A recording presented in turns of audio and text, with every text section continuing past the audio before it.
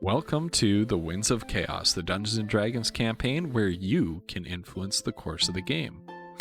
You can harness the Winds of Chaos, this nefarious force of change sweeping across the lands of Gondara, by donating bits during the stream to help or hinder our heroes.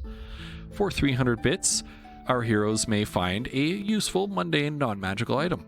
For 400 or 500 bits, you can buff the monsters that our heroes are facing with a minor or major mutation, respectively. Special thanks to our community's very own Bo the Distance for creating the random monster mutation table that we roll on for these redeems. For 600 bits, you can compel a player character's flaw. 700 bits grants inspiration to one player character. That's a reroll of a d20 during a clutch moment. And for 800 bits, you can make Flutter Die roll on the Wild Magic Surge table, our community's favorite.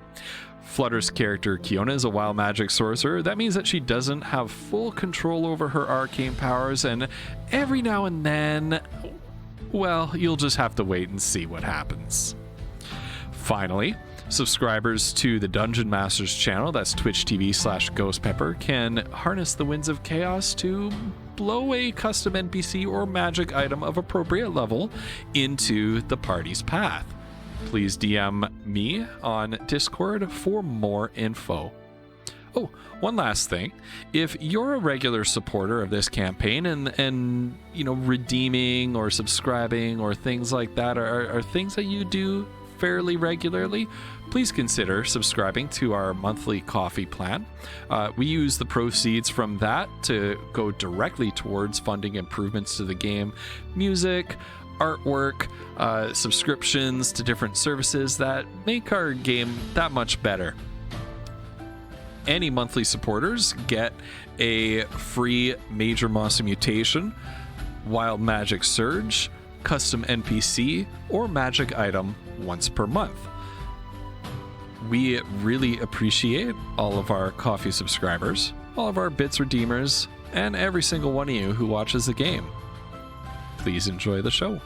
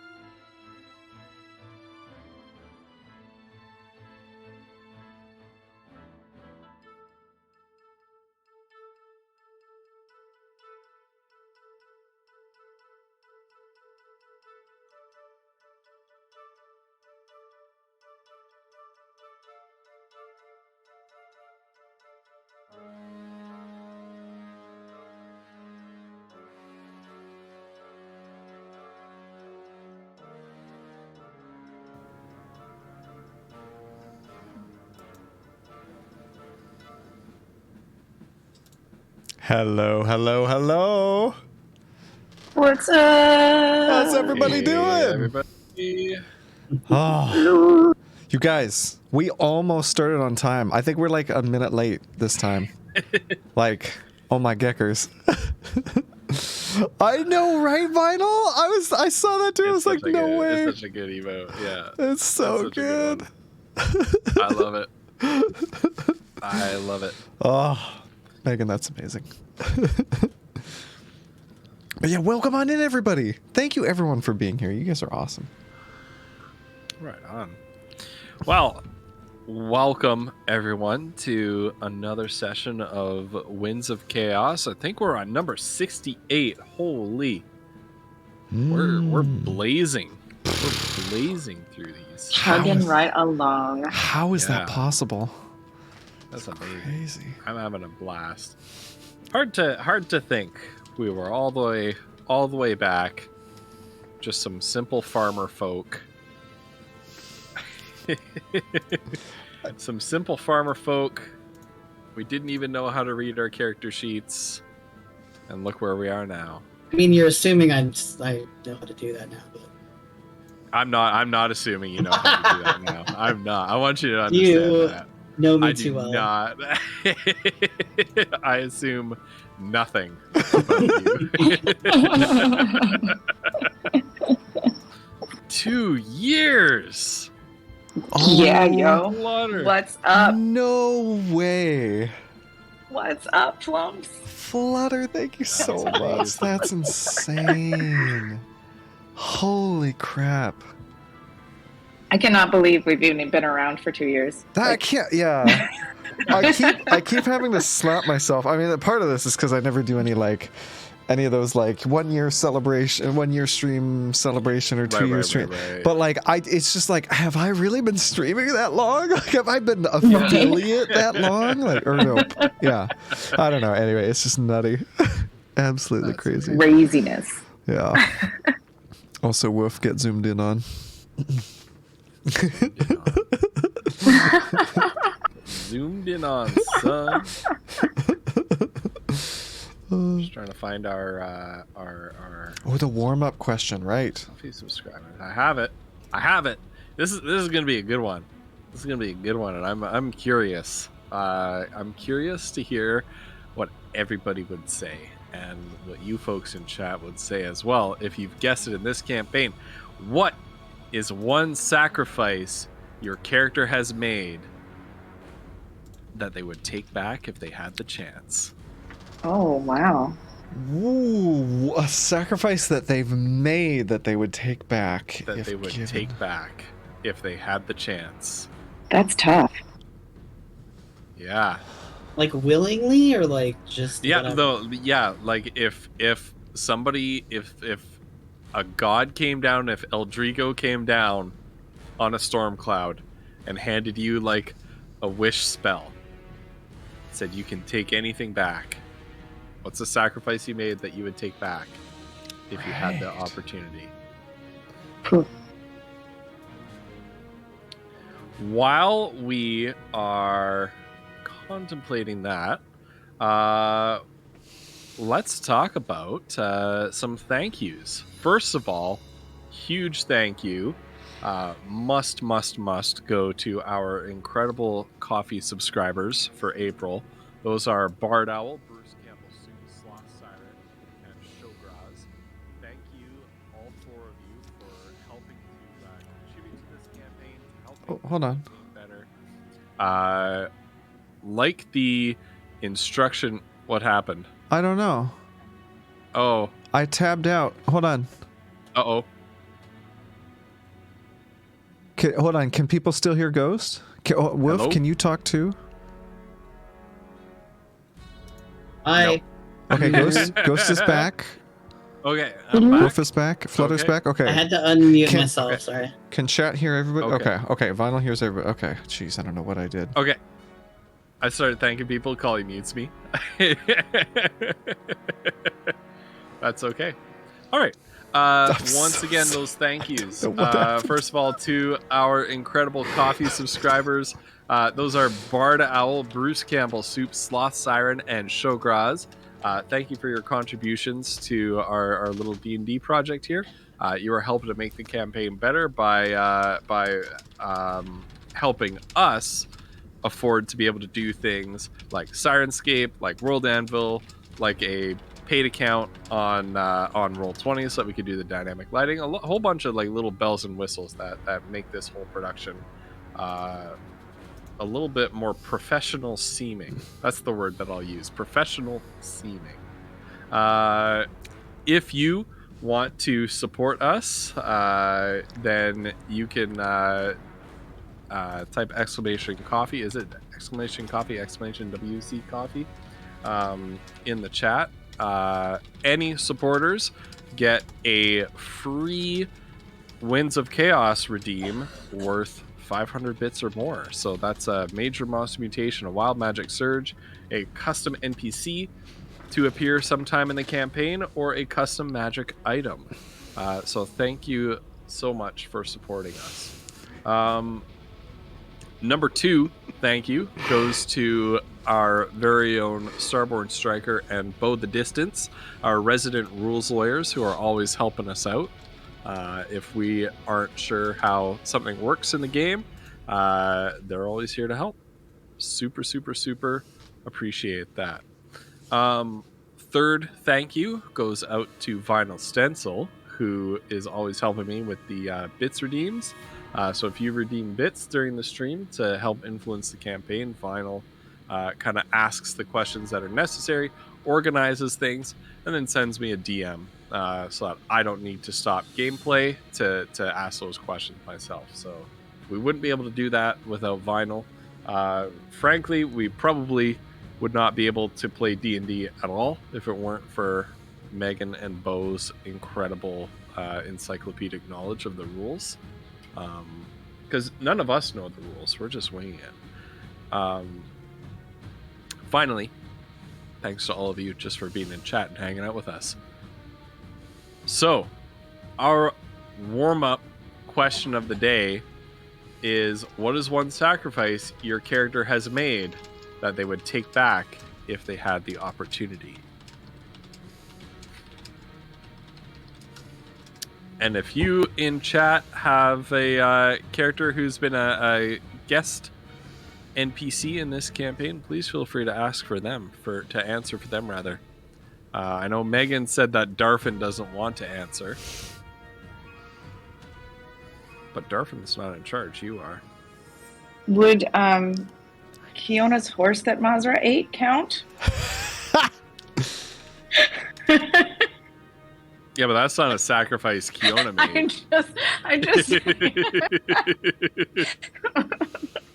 I don't know about you guys, but it's really starting to occur to me. I don't know if Foodle's like really sacrificed much, which is not the best look. I know.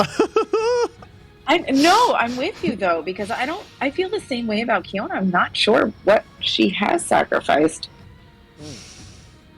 Like one something that jumped to my mind, but I suspect it's kind of like Kiona's horse, maybe, or not. I don't know. They're not equivalent, but like in a similar vein would be like, you know, his best friend died at the gates of Lumbrel, like his best friend that he knew his whole life, and like right, he left his friend's body there because he was dragged away by, you know, the dwarven guy who you know happened to be visiting the town or whatever, thank goodness, to save Foodle's life. But he saved his own life by sacrificing, you know, his friend's burial, like his friend's family, you know, getting to bury their son. And I don't know. Anyway, I don't know if that counts, but it's one thing that popped into my mind that like Foodle would change if he could. Like, yeah, that's, you know, something that has weighed and does weigh on him. But I don't know if it's like something I don't know. You know what I mean? I don't know. Yeah. Right. I don't know. Like, I feel like ignorance of her weird magical people past thing that she had would be something she would take back. Like, she had a blissful life before all of that. Yeah. Mm-hmm. Mm-hmm. Yeah, it's true. What about Mazra?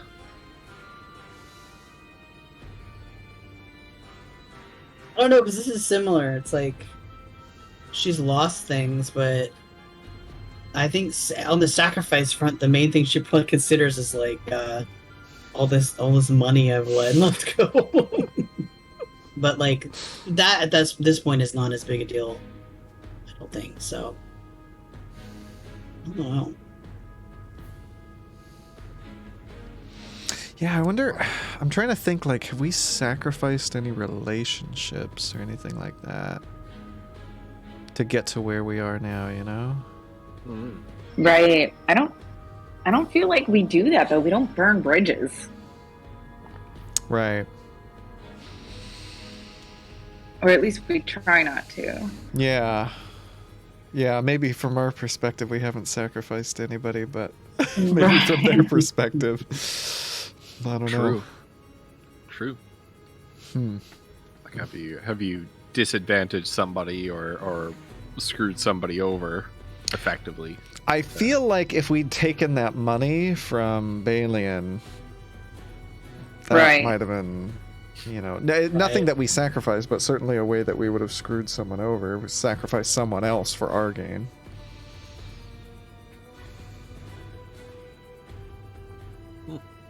Anyway, but yeah. Very well. Crazy. I like that question. I got to think on it more. I'll just make a note of that. The party feels like they have not sacrificed enough.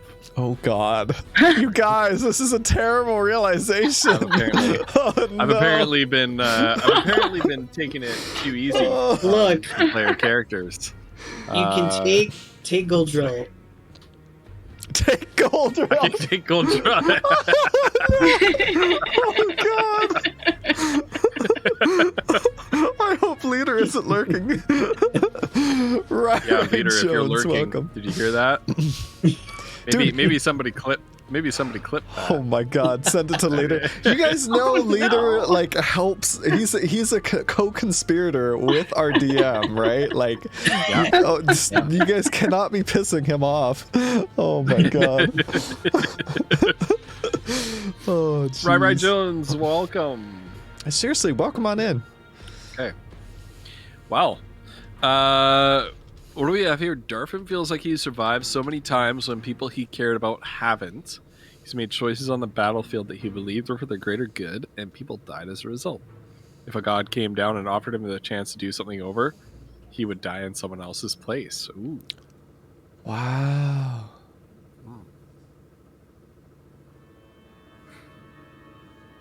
Right on. What about Ephema? I know Ephema lost her family, but can it be said that she sacrificed her family in some way?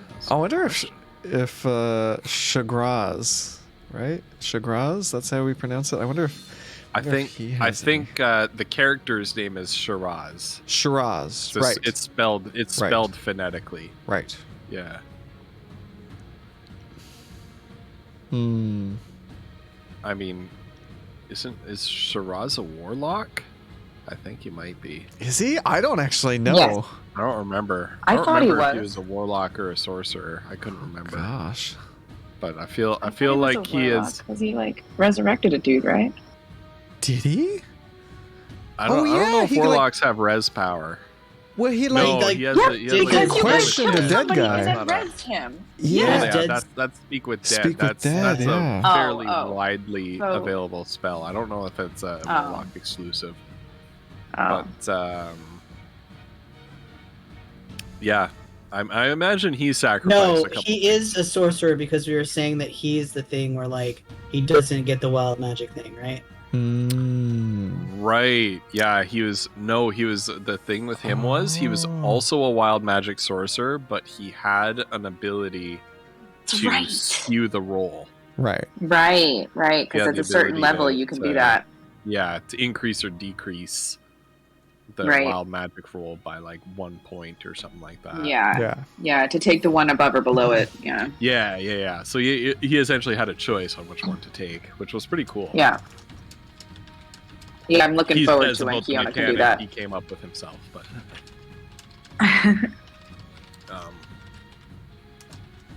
so it's hard because I don't think Ephema thinks she sacrificed her family. She was just away from them in the Goblins game, so I think it'd be cheap to say that's a sacrifice of hers.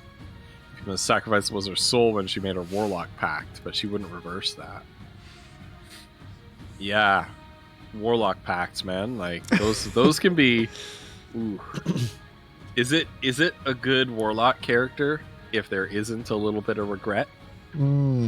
Or at least reason to regret? Right. I think there could be, but maybe. I think so. I'm gonna say I'm not sure that that's a necessary thing. Like, No. I don't feel like because like I never got the I don't know what Especially not Ephema. Yeah, like I never got the impression that Ephema gave up her soul or anything. Like I don't know what her warlock patron expects from her, but I got the impression it was like take care of this forest. But I don't know for sure. Since it's like an archfey, it's reasonably. You don't know her pact? Don't we know who her? Okay. Maybe we I'm don't. pretty sure we know. Oh God. I'm pretty sure we know. Well, now I'm starting to worry. Oh, Ghost knows. It's the Lord of the Snails is what it is. Okay. The Lord of the Snails. Yeah. It's Callum. Callum is her patron. Also, Callum hi, is the one. Yeah. Oh, she didn't give the details of the pact to the PCs.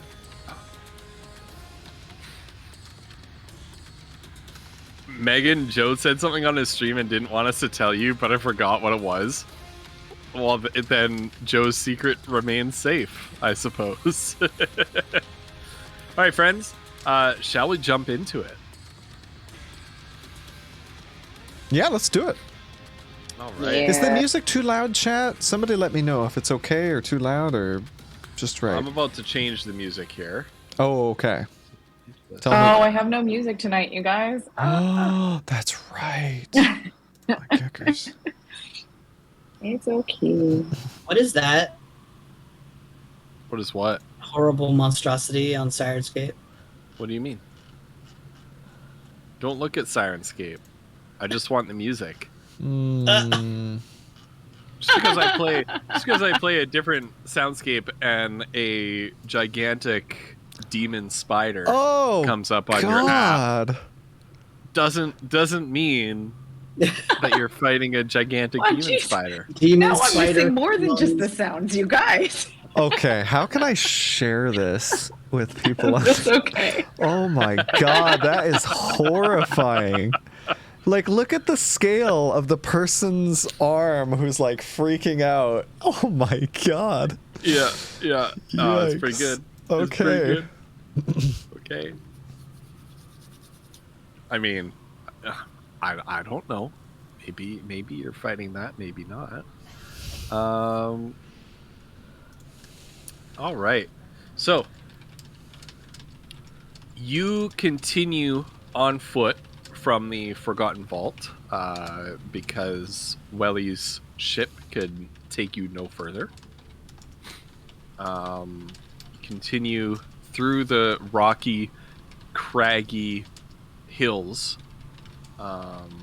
northward, eventually coming to a stop at the edge of a vast, scorching sea of blood-red sand. Iskander sidles up beside you and pulls the mask down from the lower half of his face, keeping his mouth and nostrils clear of sand.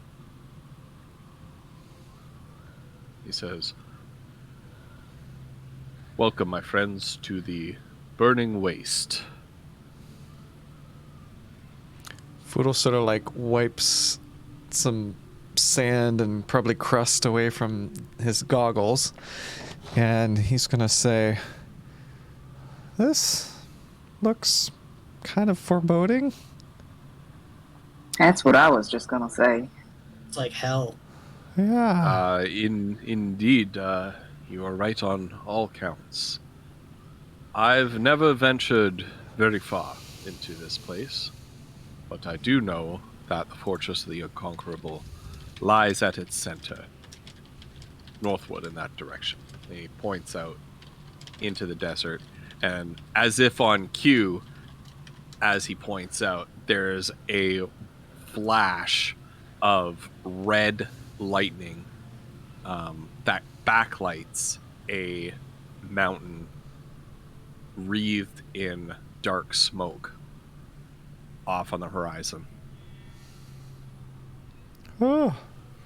Well, okay, so Iskander, I'm pretty sure that this is some of that sand you warned us about, and he's gonna like jingle some potions on his potion belt. This is probably why we need these things, right? The fire sand? Indeed. The locals call it napalm dust. Oh. In its inert form, it is not very dangerous, quite irritating. It tends to stick to one's skin and clothing quite easily. However, it is highly flammable and known to ignite from a mere spark. And as you can see, well, there's plenty of mere sparks available. Yeah. And you see another flash of bright red lightning. And off in the distance, what looks like a curtain of almost fireflies descending from a thick black cloud. As it should happen, the burning waste is also well known for a high instance of firestorms. Coal black storm fronts that shoot red lightning and disgorge a burning rain.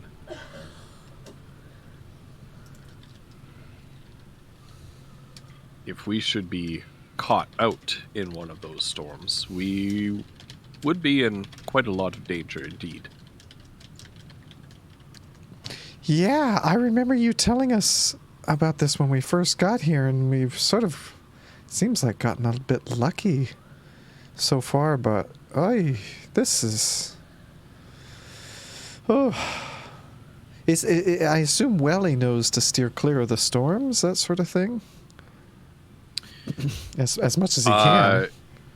Indeed. Unfortunately, Welly and his sand skimmer cannot traverse this region. Oh. We will have to move on foot. Ah. It will take us approximately a day's travel to traverse the burning waste. Are there any... I suggest we make all haste, but move cautiously. Right. Yeah, because we've been so far avoiding, was it the Empress? Some giant worm thing? Yes. She thankfully steers clear of this area. Oh, okay. Okay, well, at least there's that. I remember... If you ever get a good look at her, you might see why. And he kind of indicates his face a little bit. Oh. Even the Empress stands to be humbled by this place. Now, I remember, I guess as we keep walking, I remember when we stopped at Fort... Oh, wait. What was the city that we just stopped at to get supplies and stuff? Camp Resilient. Camp Resilient, not a fort. Camp Resilient. We asked around a little bit, similar to how we did with Count Balian, and this guy that we're going to go meet doesn't seem like he's available for talk, as far as I can tell. No. She, Countess Winfred, is not known to be one for parley. Countess Winfred, okay. Well, I guess. And Foodle's gonna like cover his mouth again with his thing and be like, I guess we should keep going. Carefully. Indeed.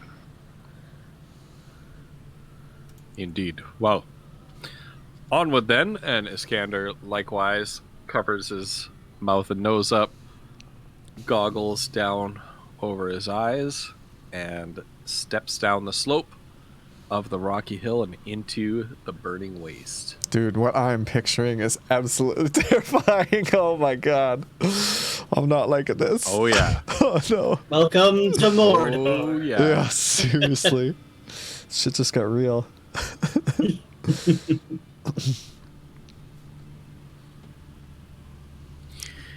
And as you walk, Iskander turns to look over his shoulder at Mazra, and he cautions you. Countess Winfred is known... Sort of shouting over the winds. Countess Winfred is known to retain the services of a number of orcs. I believe you've encountered them before, the Bloodfoot Reavers. Ah, those bastards! We have. Indeed. We may encounter a scouting party out in the waste. Keep your eyes sharp.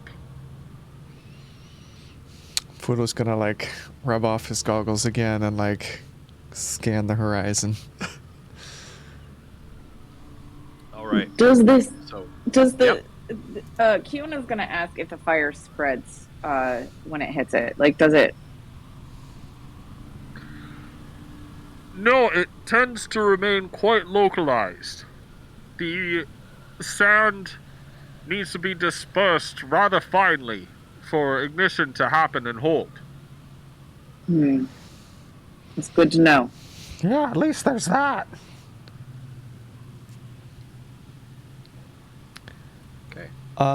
So I am going to make, over the course of this day, we're going to divide the day into 6 sections as you travel along. Each of these time periods represents a time when an environmental effect may happen. It is also going to represent the movements of any orcish scouting parties that Iskander warned you about. okay. And so I'm going to kind of be keeping track of them off to the side as well.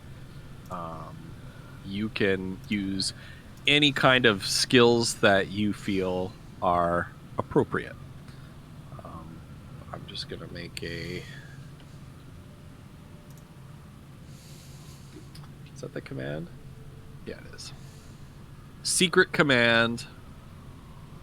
Okay. So early morning, you're moving through the desert.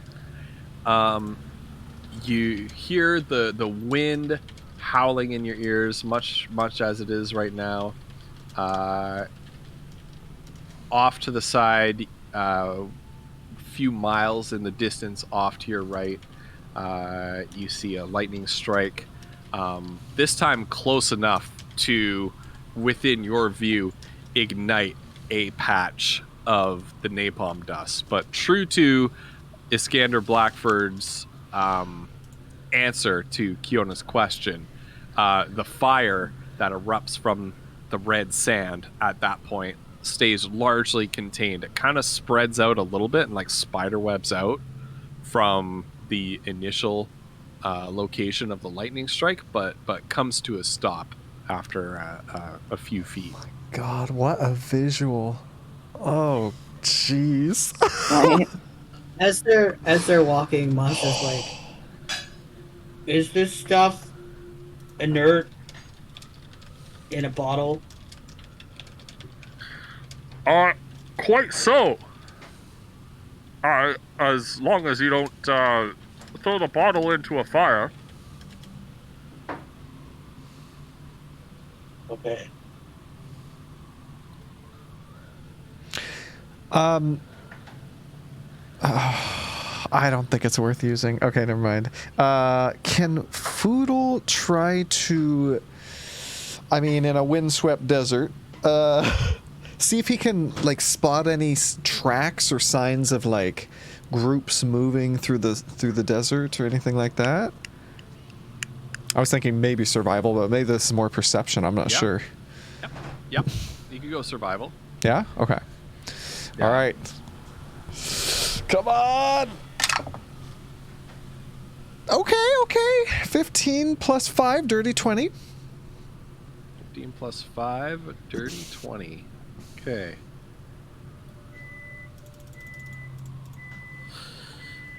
Yes, you do spot some tracks that are kind of like not quite parallel to yours. Kind of like you're moving at the top of a dune. You look down the slope and you see some tracks that kind of curve, over the course of however far you can see it, like half a mile or something like that. Right. I don't know what visual distance normally is, but whatever, half a mile, we'll say. Kind of curve towards the dune and then passes by you and then curve away and back deeper into the desert. They are old tracks. Bard, thank you so much. So, that's incredibly generous, Bard. Oh my Holy goodness. crap. You're just, wow. We'll find out. You're gonna eat those words later. Wait, I forgot. Oh no, Bard. I guess get in touch with Vinyl to decide what you've won. Shit, I forgot about that. Oh no. Anyway, okay. Can but I tell? They're old tracks. Okay, can I tell at all? Like, do they look like animals? Does it look like a group of orcs? Does it, like creatures? Like, can I get any sense of that? With your dirty 20, they are small or medium-sized creatures. That's all you can tell. Okay. The tracks have been quite rounded. The sand has kind of blown over them. Okay. You just can tell that they're not like made by a giant or anything like that. Okay.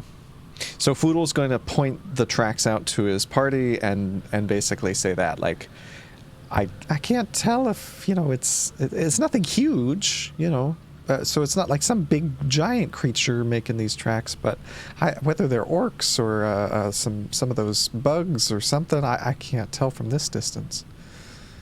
Or he's probably sure, I can't tell from this distance.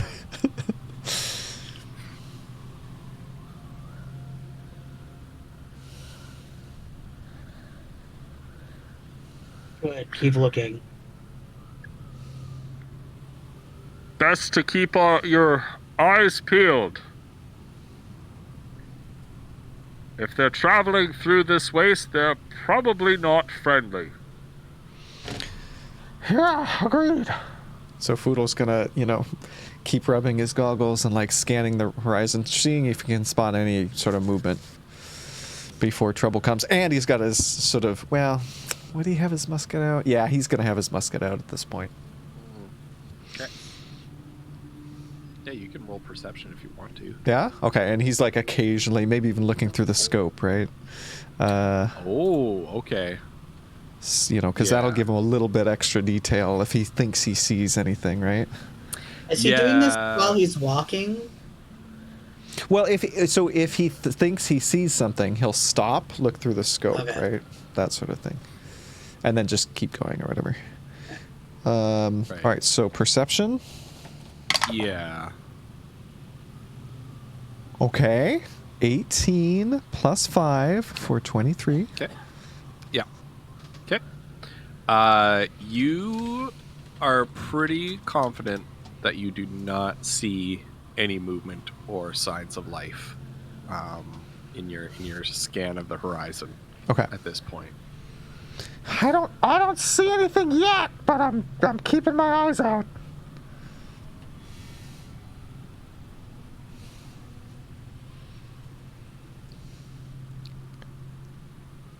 All right.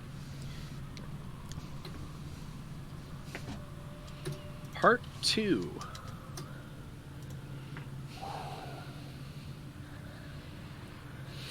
What's that sound and face he just made? Like, what does that mean? God. I know what it means. and you don't need to know. Oh, good. Okay. Oh, man. Not yet, anyway. As the day progresses, oh my goodness, Bard.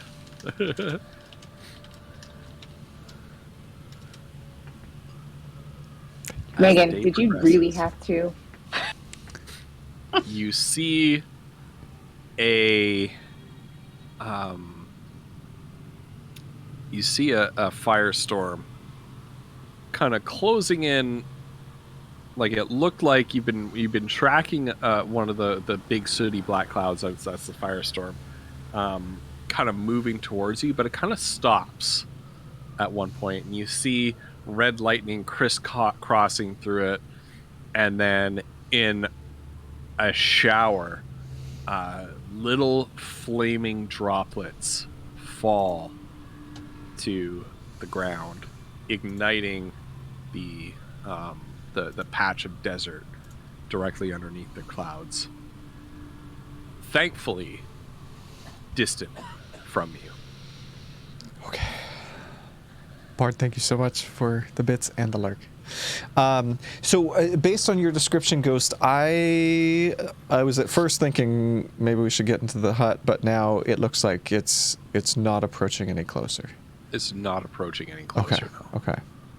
All right. Does anyone else want to do anything? Foodle did a bit of survival and perception. I don't know if any. I don't know. I mean, will say while they're to. walking, if they're like obviously not stopping them, but Mazra is going to like take like a bottle or two and just like collect some of the sand and stop it up really carefully. Ooh. I was thinking that same thing when he was talking about the big worm having a scar, or implying. And maybe while she's there, she can just try to like investigate to see if she can pick up anything. I don't know. Dude, does Foodle have any empty bottles? Roll investigate if you want to. Okay. Don't know. Oh, Foodle has 4 empty bottles. Is it a good idea to try this shit? Oh no. Do it.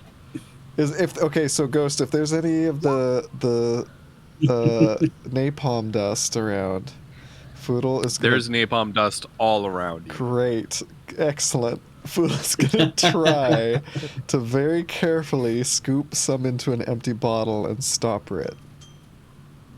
Okay. Yep. You don't need a roll to do that. It's good. Okay. It's inert.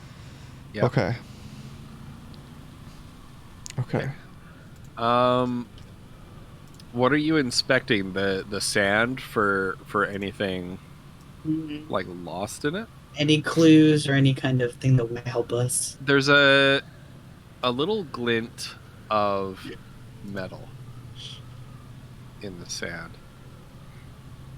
Just, a little crackle, a streak of lightning over your head causes the light from it to just glint off of a piece of metal in the sand. Well, she'll carefully try and... She may actually use like her sword tip and just kind of try and... Yeah. It's it's like a small pendant. Nothing terribly ostentatious. Mm-hmm. But made of like bronze or silver. Let's say silver.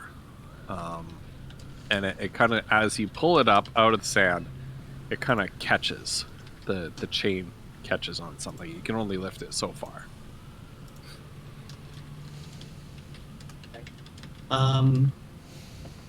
What is this? Oh God. So do they have like a shovel or just like something to... Oh. Don't know. Hold on. A shovel, you say? I think anyone with an explorer's pack has a shovel. Right. Yeah, Foodle has a shovel. But I would just say if they're going to do that, they need to be like very careful not to throw the sand all over the place. So like I think she asked if she could borrow it, but just be very, very extremely careful and just not fling sand. Okay. Okay. Do a Do a dexterity check for me. Okay.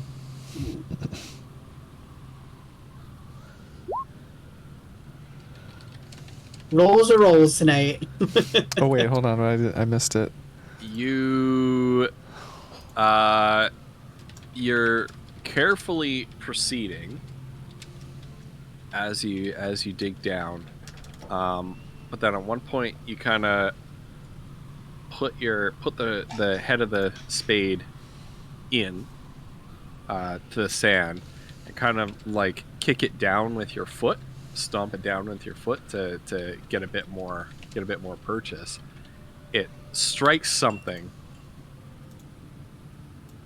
causes a spark, and you leap back as a significant area around this pendant erupts into flames. I would like you to make a dexterity save. Okay.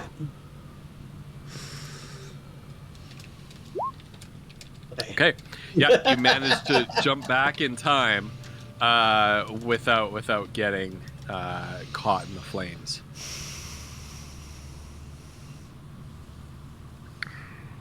Careful, Mother. We need to be very careful out here. Monster, what did you was find? under there? Yeah. I don't know if whatever it is, not there now. Yeah, unfortunately, you dropped the pendant into the back into the flames. Damn. I already added it to my sheet. I have to delete it. Yep, that's right. No. All right. The next block of time, as you continue on.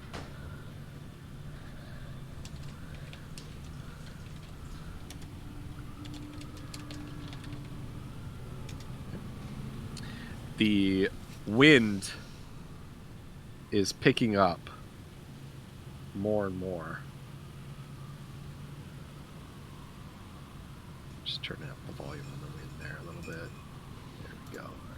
There we go.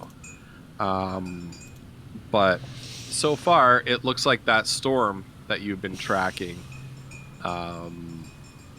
has kind of started to move away, or at least stay where it was, and you've been moving away from it. We're getting lucky. Well, what Foodle says is, Heron Silks guides us. Ghost, in all the time that we've been in the wastes here, the burning waste, Foodle hasn't ever seen any like small beasts or anything, like any little mice or birds or nothing. Okay. Okay. I kind of figured. Absolutely not. Yeah, sounds about right.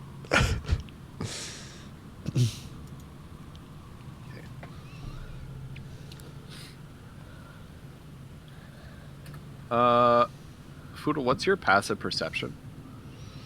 I hate it when he asks questions like this. 15? 15. Okay.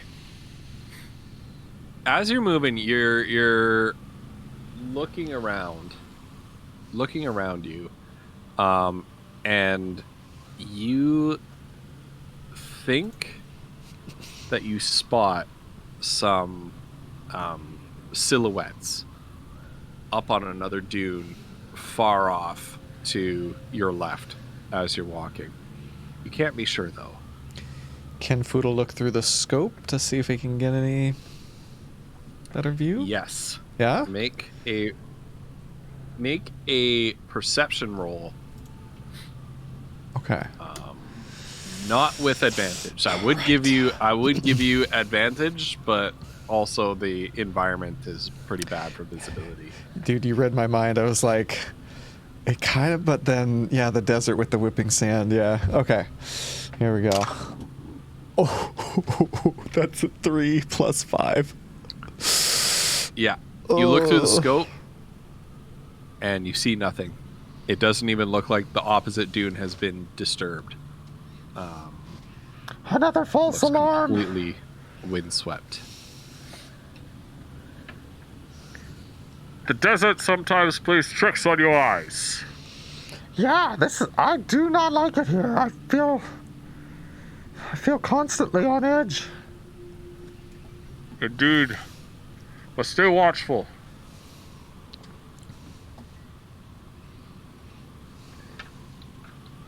Time block number 4.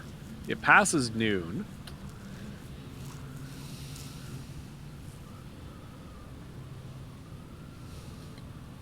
What's he doing?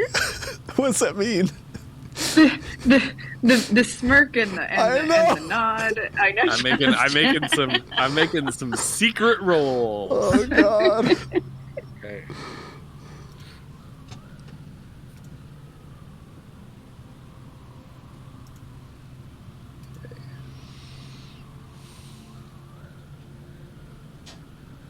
All right. You continue to move ahead without any event. Oh my God. This is what, number 5? Number 5 out of 6? Yeah. Okay.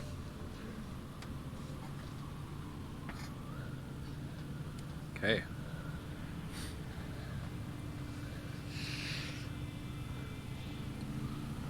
You are trudging through the desert.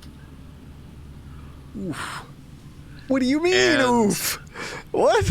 Oh, you'll find out. Oh no.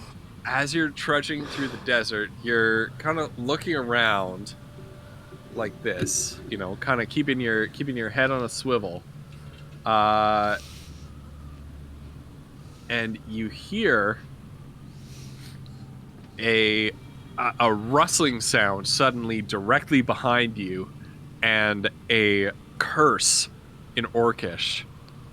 Oh, that was. You turn around to see 4 orcs standing at the top of a dune off to your left. And I am just going to place some tokens down. I had to wait to place tokens. Because you didn't know what we'd get, right? Yeah, I did not know. Okay, so you have run afoul of an Orcish scouting party. Oh. Okay, Don't let any of them get away. Yeah, so depending on perception rolls, on there you go. You should be able to see it now. Yeah. Depending on perception rolls, stealth rolls, which you guys did not make. You did not elect to make any stealth rolls, but you didn't have any conclusive evidence that you were being followed. Yeah. Are we on the surface of the sun right now? Oh God. There we go. Oh, listen to that music. Yes. I don't like this at all. All right. Fuck this music. All right, here's Foodle's fake initiative. Everybody roll initiative. I'm not entirely sure, and I can't see anything on Roll20 because my connection sucks. It's actually worse. Oh my God. Oh no. I got a 2. I think that's Ghost's white ass. Wait. Oh, no. How dare you? How dare you? I heard Vinyl coughing, and I think I know why now. How dare you? Oh, she is actually dying. What? This desert? How dare you? First of all, you guys are able to change your marching order if you want to, but I'm gonna draw some boundaries. Okay. You cannot. You basically have to be within this box. Okay. But you can place yourselves within there however you like. basically what happened here is that I was rolling survival checks to see if the orcs would pick up your trail. Oh. And they did. And basically I was doing like, are they getting sort of hotter, warmer or colder depending on their survival checks? I was going to put it up against your stealth checks, but there weren't any happening, which is fine. And then as they're approaching you, they were making stealth checks to try to traverse unnoticed, and they actually crit failed right there. So the way I had this set up is that they have the high ground, but they don't get a surprise round because they were not able to get the drop on you. Jeez. Who do you guys think was in front? I think that would have been Foodle, right? Because you were the one keeping the biggest eye out on things. I know, and he was looking for tracks and stuff. I mean, maybe it doesn't matter. But well, maybe Iskander, technically, because he's like our guide. Yeah. Yeah, he could be front. You can, just ping where you want me to put him. I think that's fine. I don't know if you want to change where you're at, or Kiona, you want to shuffle yourself around, but I can't move my character. Oh wait, I might be able to. Why? Oh yeah. Haha! Look, Kyona's cheating. Because my She's outside the box. Connection sucks. Oh. Just kidding. There we go. Yeah, you should be able to move your character. Yeah, I got you. But is that where you want to be? I can't even see it. That's the problem. Oh. I'm looking at right it. now? I'm looking at the screen on Flumps's on the stream because I can't. Is that I can't see it on my own. yours? Is that no gay like spot to start? Yeah, that's Okay. fine. Yeah. Okay. She would be bringing up the rear probably. So. Okay. All right. Okay. Oof. At least they rolled really low. Oh my god. I rolled a 2 and I'm still going not right. last. Mazra, you are up. Ghost, can you put me in the order? I don't know if I'm there. I don't. I couldn't you select my haven't done token. initiative yet. Okay. I did a roll. It was a 15, but I couldn't select my token. Sorry. 15. Okay. There we go. Can I see from where we're standing that this one guy looks different than the other guys? This guy. Roll perception. Okay.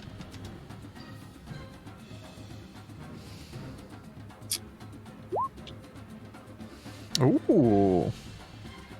Shocking. Yes, you can. Okay. You can tell. All right. That he's a bit different. So she is going to, from here, actually, she's going to, let me double check the range on that. Yeah. Sorry.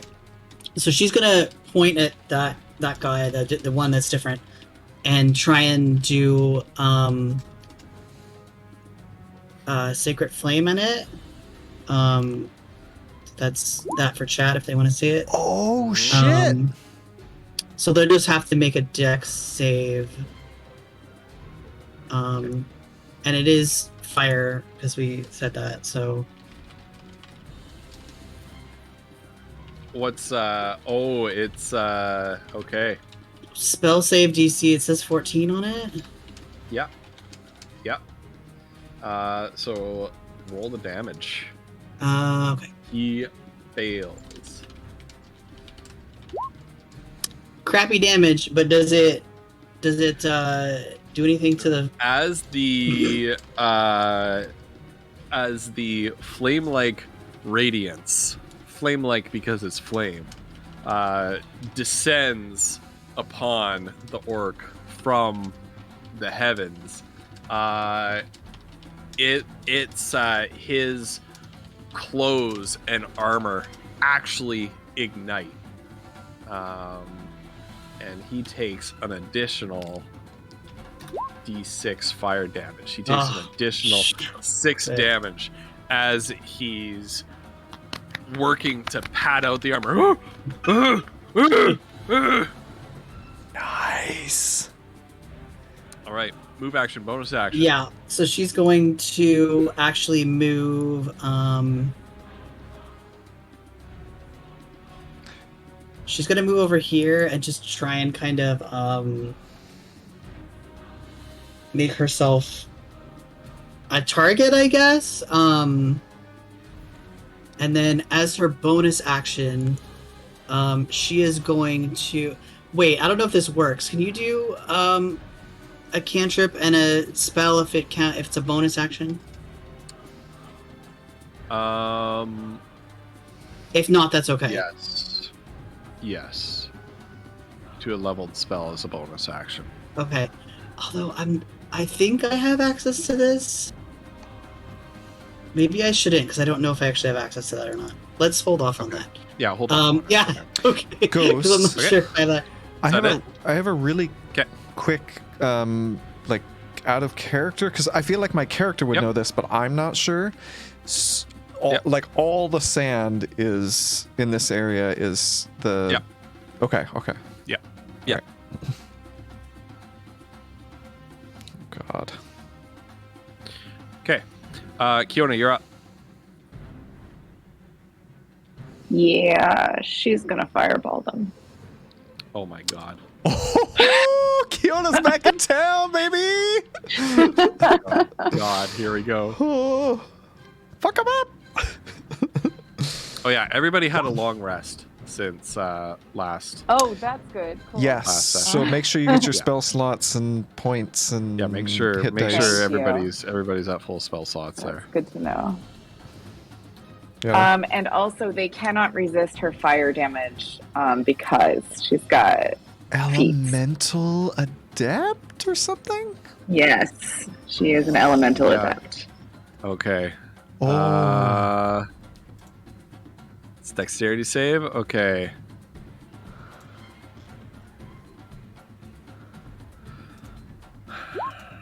This guy fails.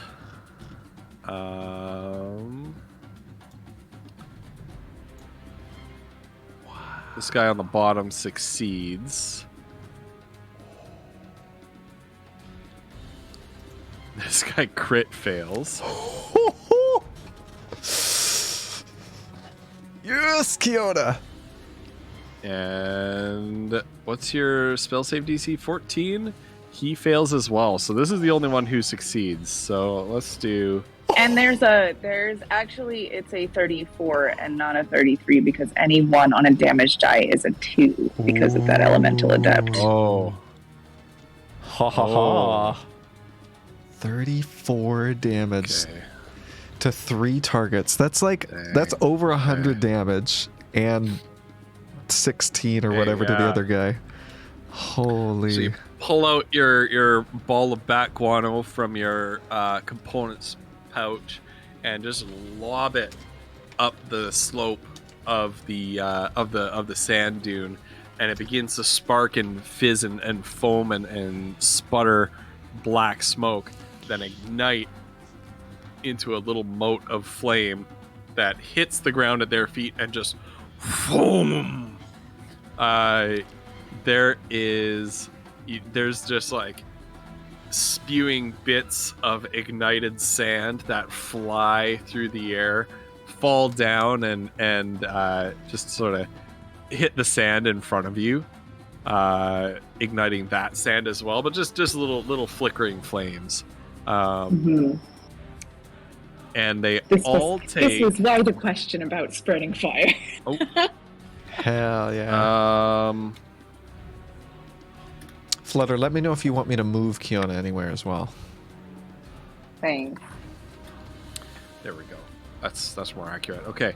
3 of them failed the save. This one at the bottom, it seems to be a little bit more clever than the rest, although he isn't the leader for some reason, and he manages to just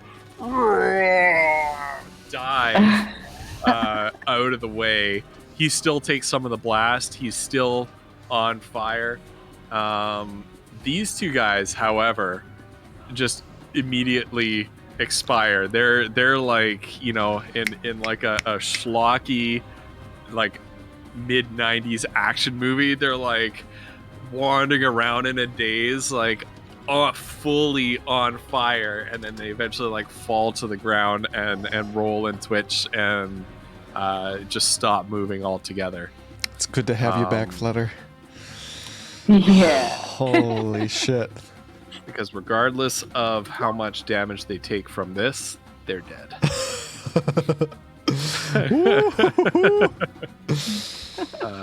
Kiona! Another D6, okay.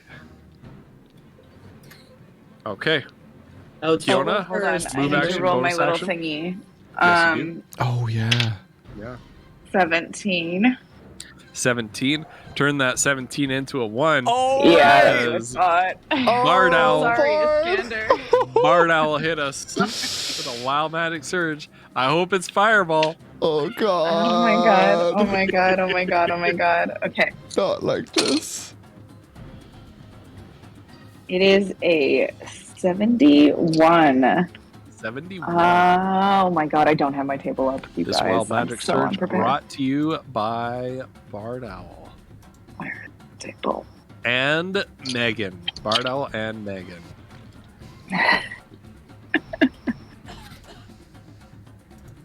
I'm sorry, guys. No, this is an edit. You said 71? 71.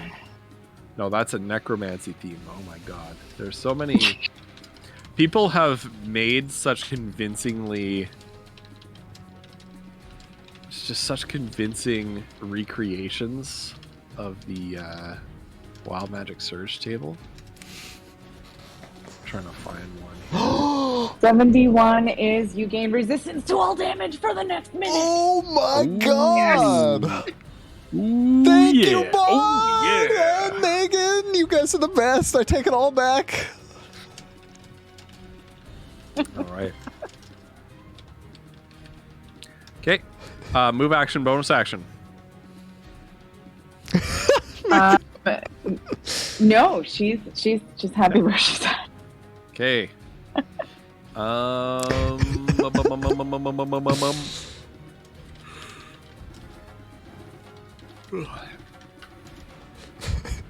I forget that there's like good things on that list. I know, right? Yeah. It's scary. I legitimately just Yeah. forget. Okay, you're all within 60 feet. That's no good.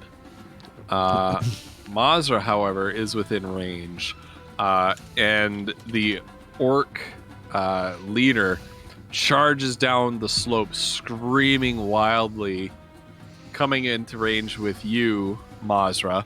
Still on fire. It's a horrifying sight. This God! mad with fury, berserker rage orc screeching as he charges down the slope on fire, Oh god. hacks at you Holy shit, dude. with his axe. Exactly. This guy does not fuck around. He makes Ooh. 2 attacks, a 24 and a 14. One will hit. One will hit. I assume that's the 24. Take 11 slashing damage. I will take half of that. Oh. And actually, is it included as It is not included. Uh-oh. What do with you the mean? Attacks. What does that mean? Add 2 to that damage. Okay. But then you get to have it. So if you halved it, then add 1 to the damage that you actually take. Okay, Foodle, you're up. All right, Foodle has gimbal shot. He's going to... I guess they've all taken damage, right?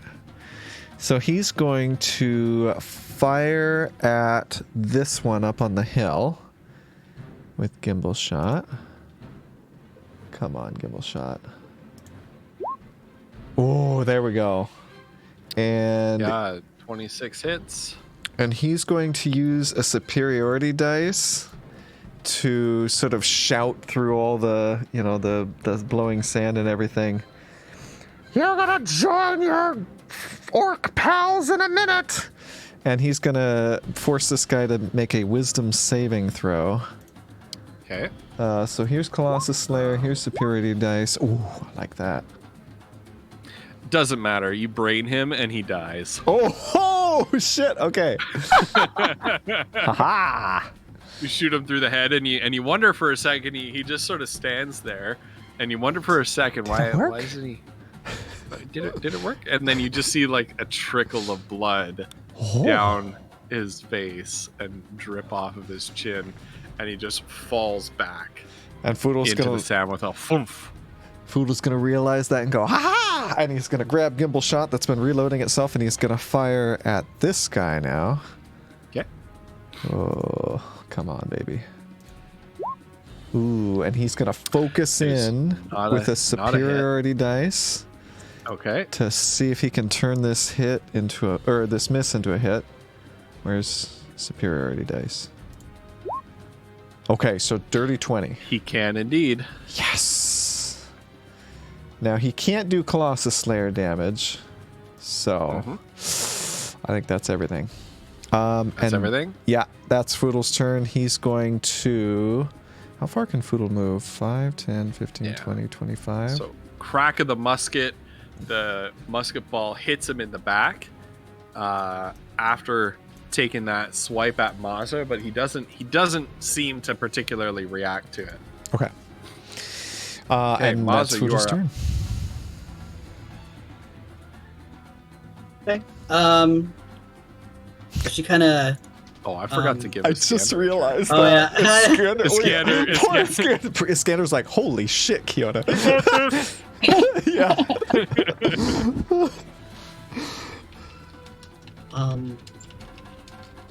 Yeah, so her kind of play kind of worked to get the guy to come over to where she was, so she's happy about that and kind of takes the hit, and then as she sees Foodle like running up or whatever, so she'll and Foodle's gonna shout, kind of move here. This! Yeah, she'll move here and then pull out Nightingale and try and stab this guy. Use Nightingale to put him to sleep.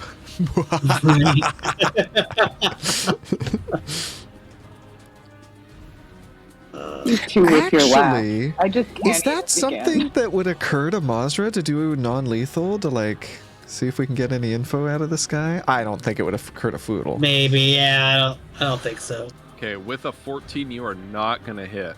Okay, so she'll try and do an offhand as well.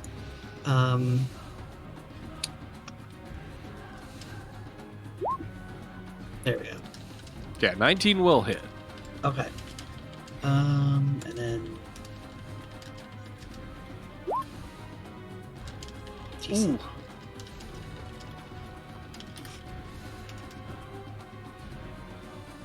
Very nice.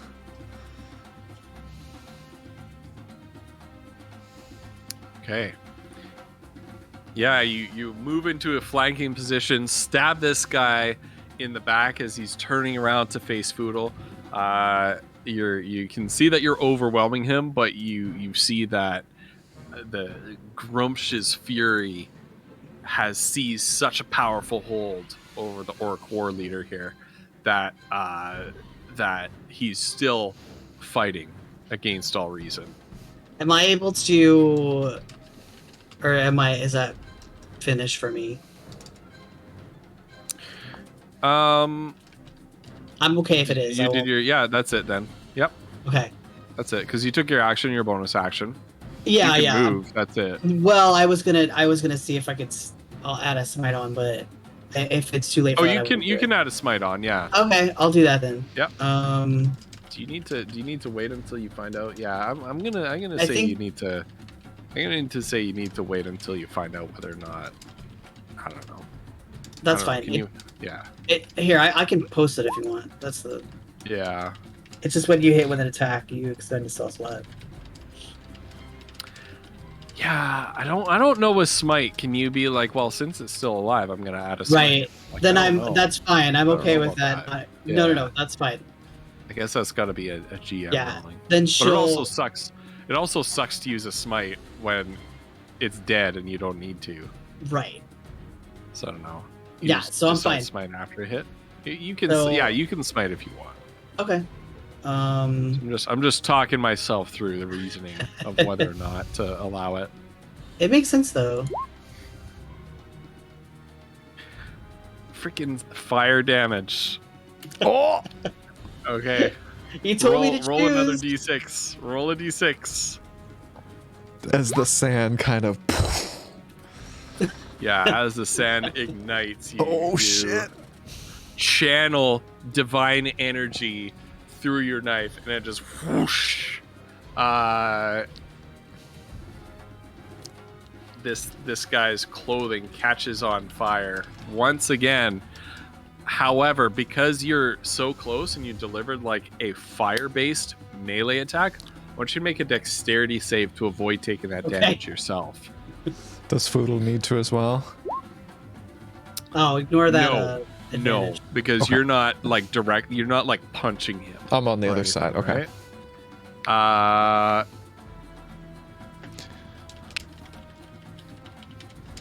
Yeah, take 4 damage. 4 fire damage. Yeah, you kind of burn your hand at the same time.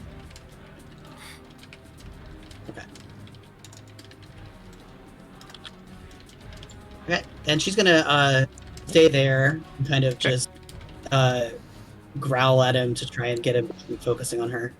Sure. Kiona, you're up. Okay. Can you see how close Kiona can get? Yes. So her speed is 30, right? It's 30. Yeah. Okay, so she can get right up to him, looks like. Okay, she doesn't want to be right up. Oh, okay. She can be 10 feet away from him. Okay, so like here? Yeah, something like that. Yeah? Okay. Yep. And then she is going to do rope dart of multiplication. Okay. Oh, wait, hold on. 10, right? Is it? Yeah, she can be 10 feet from him to do the rope dart. Okay. There we go, I got it. Thank you. Okay, and it is the split darts. Yeah, that's not going to hit. Yeah, I didn't think so. Like, whip him, but it kind of bounces off of his steel breastplate. Mm-hmm. Everybody check your She'll posture. curse at him. Throw the knife, and it's like the knife hits him like at the flat edge on the side. Right.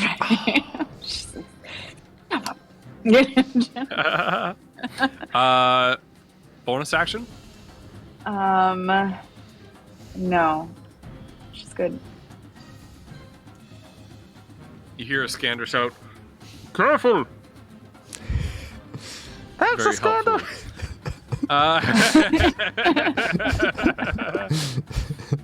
Oh man! Please don't call a scanner out on this in character, God, because that's my own stupid mistake. We really are the worst, though. We always forget this poor guy. Oh god. Yeah, no, it's fine. It's fine. Especially when he could have helped you with something. Yeah, nah, it's fine. Hey, I could read that. He got stuck in some difficult sand.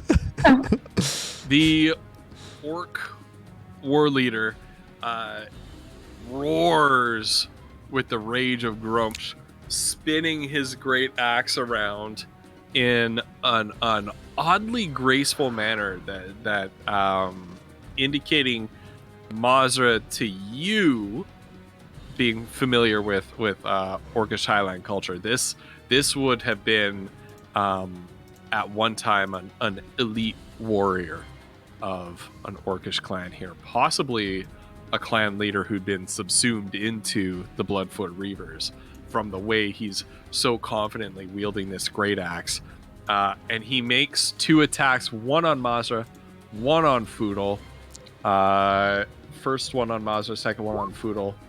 A 15 and an 11. Oh, Foodle will dodge So out of the 15 way. on Mazra. Does a 15 hit Mazra? No, sorry. No? Okay. Nope. Oh, snap. You with your stupid high armor class. You can thank Bo for that. I'm not into bow the distance. All right. Yeah, he's huffing, he's puffing. You can see he's visibly tired, and his axe swings are just starting to become sluggish. Foodle, you're up. Okay, Foodle is going to, after sort of dodging out of the way in one smooth motion, he's going to bring Gimbal Shot back around, fire straight into this guy's chest. Where's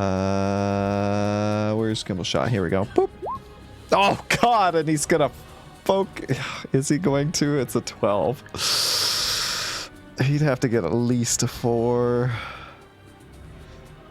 He's going to curse as a gust of sand gets in his and he's gonna fire again after reloading. Dang it, come on. Okay, and he's gonna use the superiority die to sort of focus in on this shot, make sure he gets a hit. Okay. With this. Oh, there we go. All right. How do you want to do this? Foodle's going to, he's gonna like look at Gimbal Shot and then go, oh right, and he's gonna fire it straight into this guy's face and be like, that's what you get. And that's his turn. I love the sounds Foodle makes. Okay. I know, for real. And as you, there's like this complicated dance of like axe. You bat the axe away with Gimbal Shot, spin it around, and it's almost like there's a momentary pause where the orc war leader realizes he's been caught out of position, and he's got the axe up over his head, ready to cleave little Foodle in two, but the barrel of Gimbal Shot is kind of stuffed up underneath his breastplate. And the war leader kind of has a moment where he goes, and then boom! And he falls dead into the burning sands. Well, good riddance. Oh, wait. Good riddance. Is everyone okay? That was incredible, all of you. Oh. Yeah, is everyone okay? Iskander, you seem to be alright. I'm none the worse for wear. Mazra, are you okay? Fine. Okay.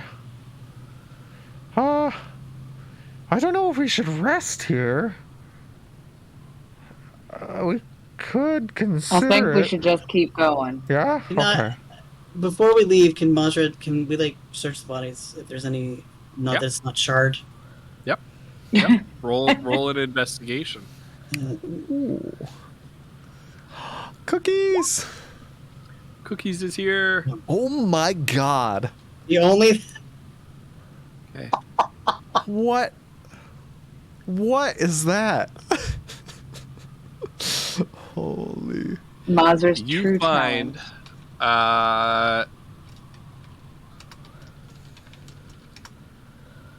you find another one of those silver pendants around the orc war leader's neck. You think that it might be valuable. Okay. So you pocket it. Do I recognize? Is it like a symbol or something, or just No kind of symbol or craftsmanship or design that you recognize. Okay, so it doesn't remind us of the really important thing that Balian gave us, gave Mazra and Kiona. No. Okay. No. You mean like the key? Yeah. Is it a They gave key? you? Yeah. Like, what did it look like? To be determined. It didn't look like a literal key. Okay.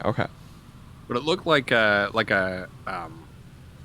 kind of it was itself worn as a pendant, but it looks like something that sockets into something else.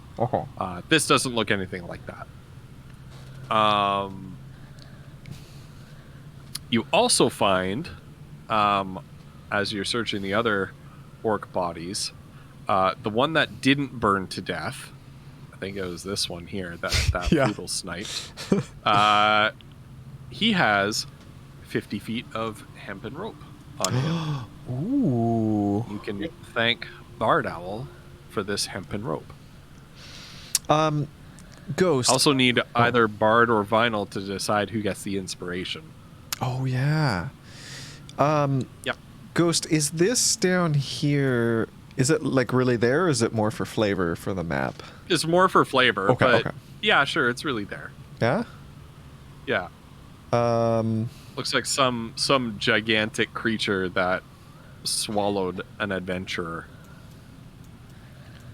As Mazra's sort of like looking through the bodies, Foodle's gonna come down and like look at the sword and like the bones of this creature and sort of say, wow, what is this? I don't ever want to meet one of these. Indeed not. I'm afraid I'm not sure what this is. Yeah, I mean, are they even still alive? Like, are they still out and about? Well, Skander is going to roll an investigation. Ooh. To see.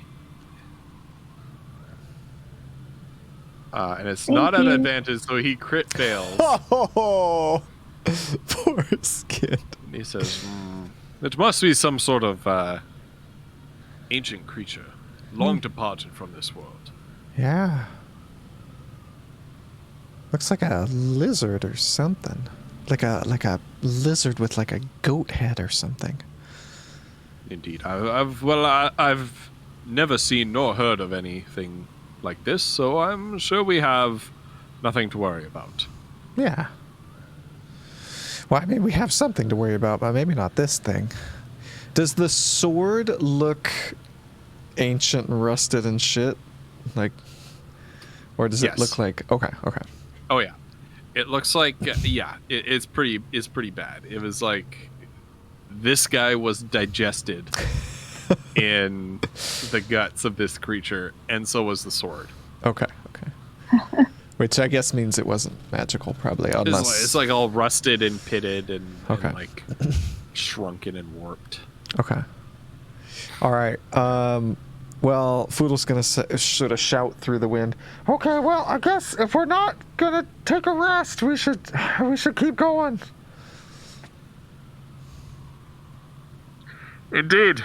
Let's move on. Agreed. And Foodle will sort of take the lead again. Okay.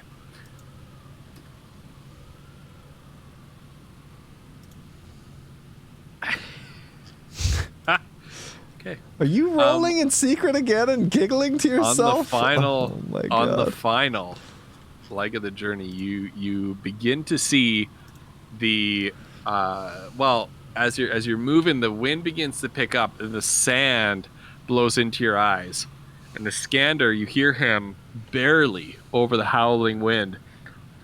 I don't understand. The fortress should be somewhere right around here, but the wind is too strong. Oh no. Are you saying we're lost? All right, Mazra gets inspiration. Thank you, Vinyl. Hey! Enjoy a point Thank of inspiration. Yay! Thanks to Bard Owl's generosity I appreciate it. Vinyl's decision making. Nice. Mulder, can you guide us? Well, yeah. Guidance thing? Go for it. The other thing, Foodle will sort of shout, well, what do you think? I mean, I could ask Aaron Selch if there's like a large building nearby. And just as you say I could ask, there is a deafening crack of thunder, and a bolt of red lightning lances down from the sky, hitting the sand right in front of you. I need everybody to make a dexterity save God. to not get caught up To not get dead. Oh no. in the fire that erupts from it. So it's like spitting fire out at you. So I gotta do this as well with a scander. Okay. Kiona, everybody else made it out of the way in time. You take 2 fire damage. Oh, okay, good. She does have fire resistance as a dragonborn, so I don't know if that changes anything. But So resistance will be I don't know what that, will cut yeah. damage in half. Oh, so she takes 1. Yeah, you're like a red dragonborn. Yes. Yeah. So you get the feeling like it struck close enough to you, and you put your hands over your face just in time. You get the feeling that in your human form, this would have burnt you, fairly significantly. Right.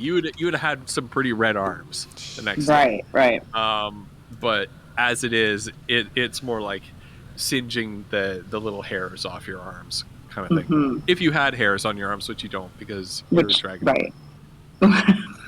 Okay, so yeah, it's 1 fire damage.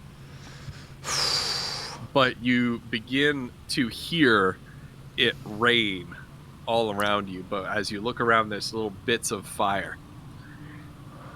It's a firestorm! We need to find shelter!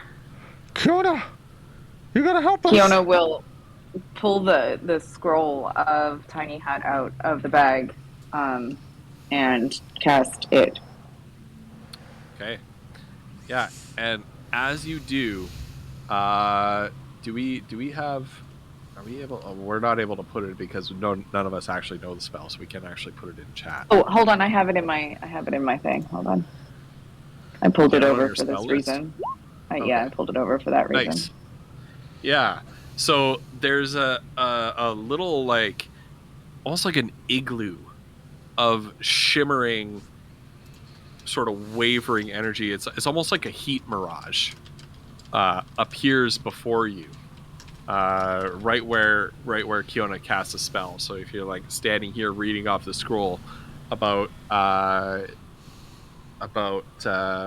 it casts on yourself actually, right? So it emerges from you, and then the rest of the party kind of crowds in with you. It's not very big. It's about the size of a large-ish pup tent, but so everybody's fitting together quite snugly. But you're safe against all reason, as what it seems like the entire world around you just erupts into flames. Jeez. Man, can you guys imagine that, being in this desert with like fire raining down? Oh my god. Yeah. And Iskander, he like pulls his galls off, pulls his mask down, and he's oh, by the gods, that is scary. And you just hear like tonk, tonk, tonk, tonk, hitting the invisible, like sort of wavering, semi-transparent structure that's protecting you. You can actually see the little rains of fire hit the dome and kind of spin off, hit the ground, and ignite the ground. But inside of what is like basically a torrential downpour of little flaming bits of rain, and little bits of liquid fire almost.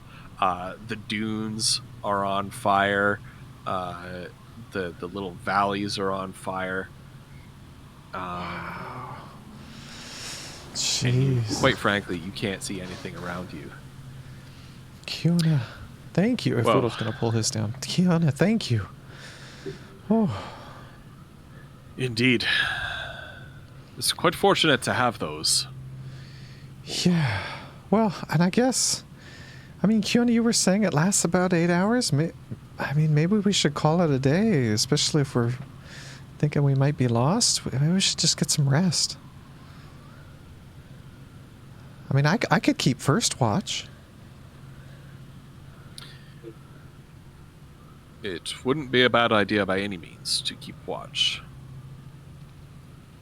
Oh, yeah. And Kiona, did you turn the outside of the dome, whatever color the sand is? Like sort of a red, probably? Are you able to do that? I guess so. It says that the creatures outside of it can't see. I don't see it, I think. Yeah, I think at the bottom it says It says it's choose opaque any from the color. outside. Any color, yeah. So, so it yeah, kind of she would make it disguises match it, the you know? desert Okay. as much as she can, if that's the case.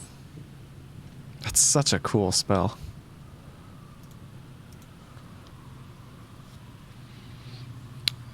But yeah, I mean, I could take first watch. You guys could get some rest.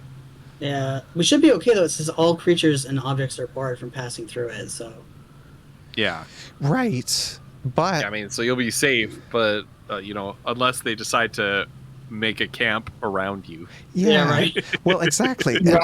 And if, you know, I don't know, some magic user or magical creature comes by and dispels it, right? Like, so better safe than sorry, right? Okay. Indeed. So Foodle's gonna like go over to like one side of the dome and sort of, he's got gimbal shot there and he's just looking out. You guys get some rest. Who's taking which watch? Poodle's taking first watch. Who's staying up with them? Yeah, who am I waking up? I'll stay up with you, Poodle. Okay. Okay, so I'll wake up right. Kiona after my shift? No, Kiona and No. Poodle are gonna take okay. We're and both then, going to take watch. Okay, Yeah. and then Mazra Yeah. and... Okay. and a scanner. Okay. Well, you guys can feel free to roleplay the two of you for a couple minutes. I'm going to go take advantage of this time to take a quick break. Okay. Mm-hmm. I'll be back in a minute. Foodle's going to say... well, sort of whisper as the others are sort of falling asleep. Kiona, that was... I didn't even know you could do that. You know, the when you turned into an owl and help Mazra, like, that was so cool. Yeah, it's kind of new. Is it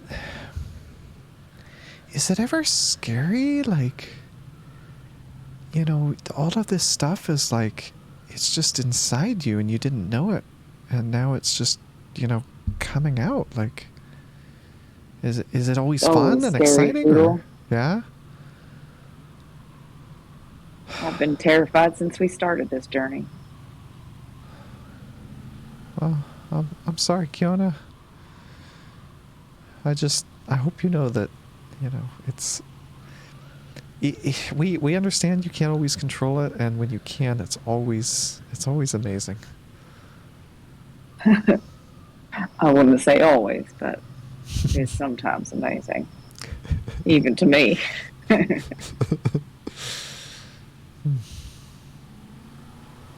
This hut is something else. Yeah. I mean, like, I can tell that it's here, but you can see right through it. It's crazy to think that... That fire, that's a sight that I don't think I could have ever imagined I'd see. Yeah, it reminds me of, you know, the tales that my uncle would spin about, you know, the stuff that he'd heard on the road as a traveling trader, you know, these tales about the 9 hells, like fire and brimstone raining down constantly to this hellish landscape. Ugh. Certainly does sound like what this is. I mean, yeah, it feels like, I mean, it's only been, what, 2 days since we left the gardens, and already it feels like a lifetime away. Indeed. I wonder if Balian's ever going to figure it out. You know, I was thinking about that, Kiona. You know, what you and Mazra told me about what happened. I don't know. I don't like the idea of him just sort of like stuck away in that house with. I mean, I guess he's got his staff and they care about him. But I have to wonder if that's not just isolating and weird, especially now that, you know, he gave us, and Foodle's going to gesture to the thing that either you or Mazra sort of has, the pendant. You know, I mean, eventually Galthor's probably going to find out about that, right? He's got Baines there to help him, and his staff loves him. So I think he'll be all right. Yeah. I mean, I think you're right. I was just thinking, like, is it a bad idea to, like, invite him back to Cormantia? Oh, I don't know about that. I know people can be rather judgmental about others and their differences. I know Mazur said something about riding him, but I'm not sure if she was serious. Right. I guess we'll see. Yeah. Well, and you know what? If she does, or even if she doesn't, I will. But you know, when she does, maybe she can ask him. Mm-hmm. Indeed. Maybe we can make some change in this world.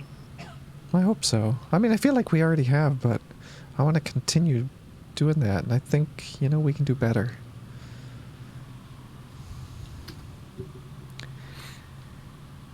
Unless there's anything else, Flutter. Yeah. Nope. We're good. I'm going to roll. Fudo's going to kind of, you know, as the conversation lulls, he's going to kind of, you know, ooch off a little bit quietly to let the others sleep and look out, you know, another direction.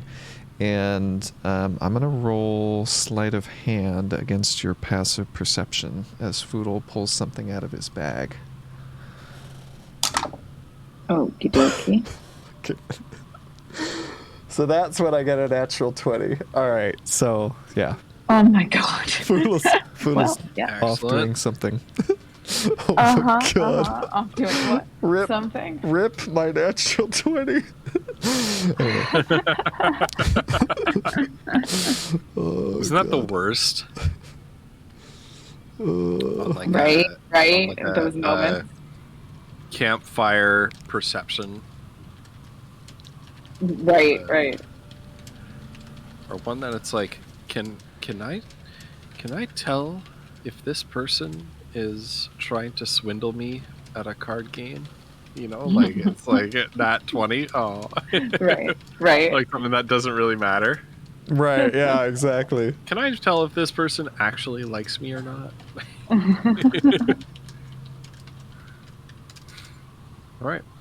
Yeah, and you are, with a nat 20, pretty confident that there's nothing out there. Yeah, 24 total, as it turns out. Oh, sorry. Yeah. That was the sleight of hand check. We should probably do perception, though, huh? Oh, yeah. Oh, yeah. Okay. What do you mean the sleight of... What are you sleight of handing? You don't know. Foodle's doing something off in the corner. He pulled something out of his bag. Oh. I got a nat 1, so I went from a 20 with the sleight of hand check to a nat 1. Foodle's he's turning whatever it is sort of over in his hands, and so he's not really looking at the horizon as he should be. Okay. Do you need to roll a Constitution save for what you were doing with your sleight of hand? No. Although, now that you say that, maybe. It sounds really bad. I'm sorry. It does. It does kind of. Whenever somebody's like sneakily doing something in the, it's nothing bad. Don't worry. But yeah, you know what? I think Food probably would to help him fall asleep. The impenetrable dome just fills up with smoke. People are like, Foodle, what are you doing? Nothing. was wondering will it fill up the dome if he does it? I don't think so, because things can leave the dome, right? Yeah. Right. Okay. So he'll use a dose, and it would be I'll make funnier a if it filled up the dome. because he wants to be able to sleep. But Foodle should maybe take into consideration that open flames near the sand that's under our feet. Oh, that's Too true. late. That is an 18 Constitution.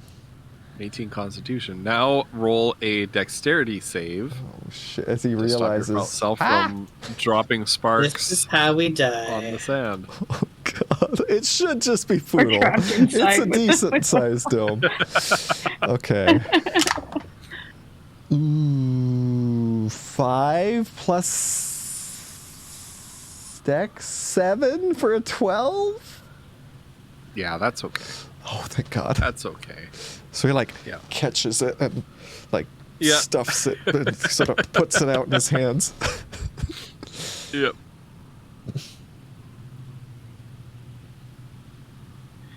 All right. Is that it for you two? Yes. And then Foodle's gonna go sort of, gently wiggle Iskander's shoulder to wake him up. And Kiona will wake Mazra. Yes, of course. Oh. Right, well. Sweet dreams, as it were. Foodle will offer, as he sort of crawls into his bag, whatever, his sleeping bag or whatever, he'll offer a dose to Iskander. Not this time, thank you. I would hate for some errant sparks to fall on the sand. Oh, yeah. Oh, that would be a most foolish way to die, wouldn't it? Right.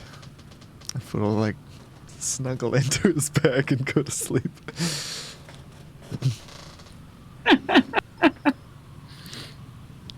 Kiona chuckles a little bit. I wouldn't know anything about that.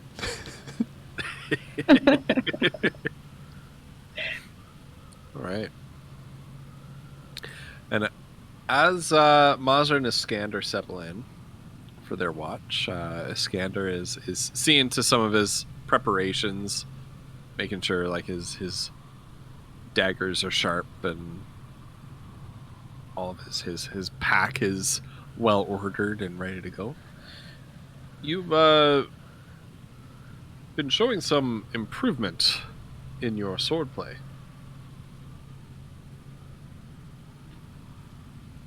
It's been helpful to watch you. I'm sorry, I didn't catch that. It's been helpful to watch you. Well, I'm happy to be of some assistance. Did you say that you were all from a small farming community before all of this? Mm. Well, I should, if you forgive me for saying so, for amateurs, you've certainly come a long way. We haven't really had much other choice. I suppose not in this world.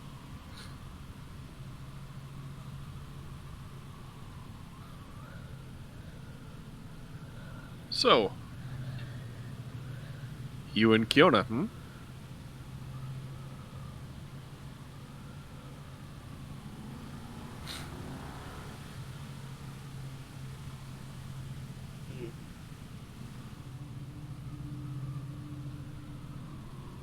Just sharpening your daggers.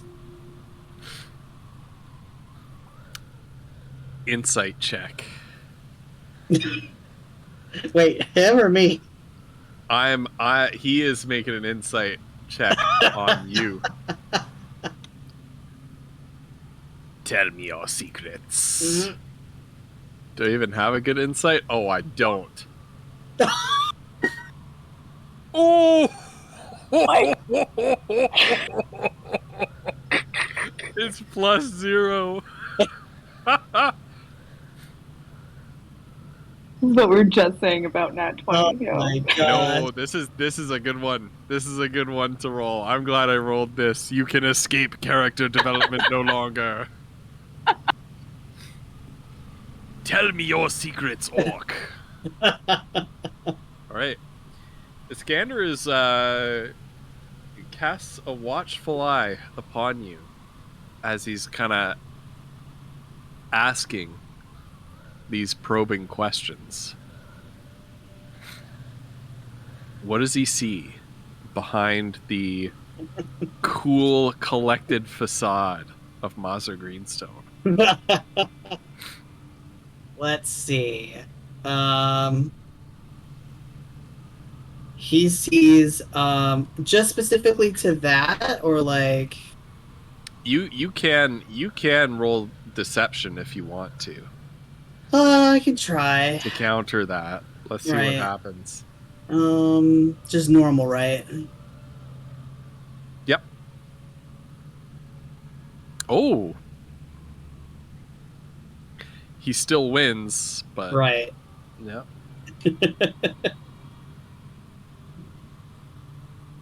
Specific to that, it's more like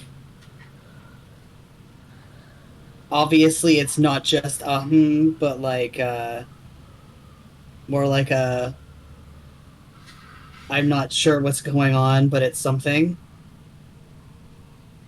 Right.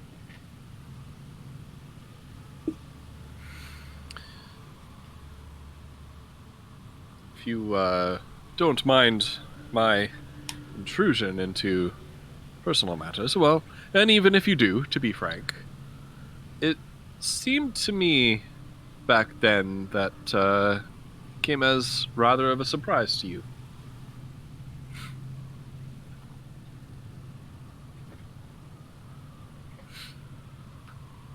Yeah. But I suspect a not altogether unwelcome one. And he browses at you a little bit. There's a little bit of... She browses back, but it's more like a I will. You're lucky I'm not stabbing you. Browse. I didn't know there was such a thing.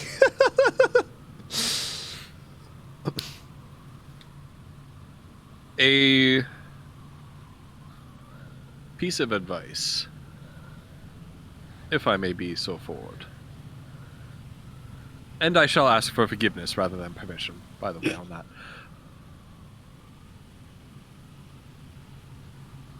Life can be brief.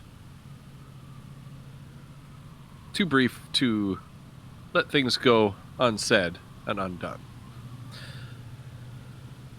I know that I've heard my Nell Nold a few times before.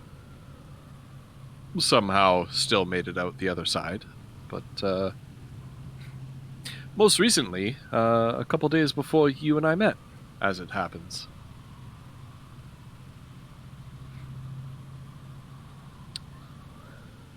You never know how this is all going to end. Best take off from this mortal world with no regrets.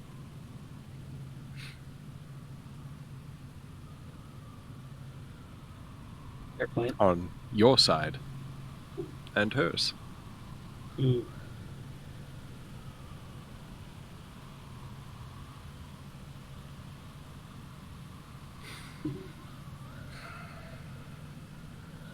Point taken.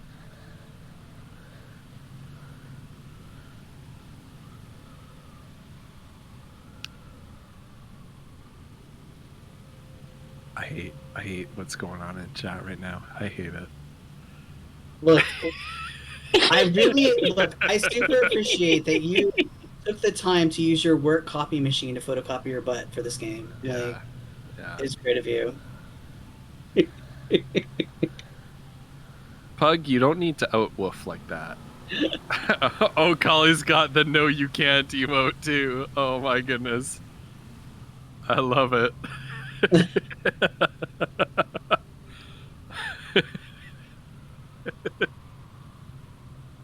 Yeah, my boss came in the staff room while I was making the map and said, "What are you doing?" And I said, "D&D prep." And he said, "Okay." I was like, that's the way it is. Oh my god. Dude, that map. So good. And he said, "As long as it's not for the high school club." Oh my god. Wow. Just wow. Hold on, let's show. Oh no! Oh Where's no! the map Just again? D&D things. Oh my god! It's It's the dynamic lighting. So Oh my goodness. well It's the defined. dynamic lighting. I mean, Look, I've and frankly, have you been when I working first out? made it, it's it's one of you guys. Look at One how of you red guys it is. has a ridiculous, like, what is the you have? Somebody has like, they're casting light on a 70-foot radius. Oh really? Are you trying the to heck say is that that? your butt's a 70-foot radius? Oh my god. Woof, we're gonna miss Mazra. Oh my god. We're gonna really miss her, aren't we, chat? Oh my god.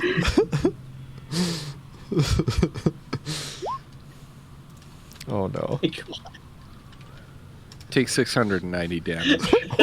Nice. Actually, right no, now. wait. No, wait. Hang on a minute. Wait, what Can is you it? can you have that? No, but I can do this. Oh, where is it? Did I remove it? There we go.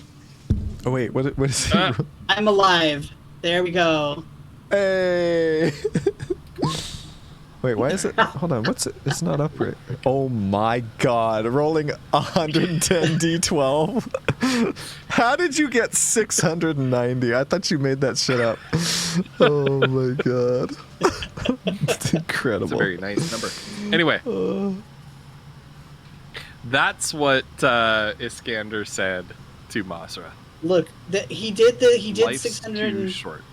He did 690 Nope. points of emotional damage. Yeah, There you go. that's right. Nice.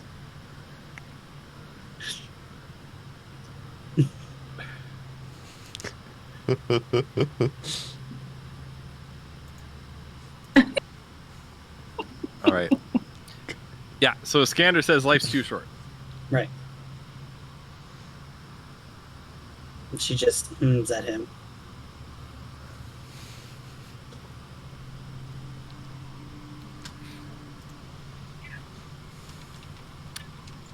Well, I take that to mean message received then. Mm.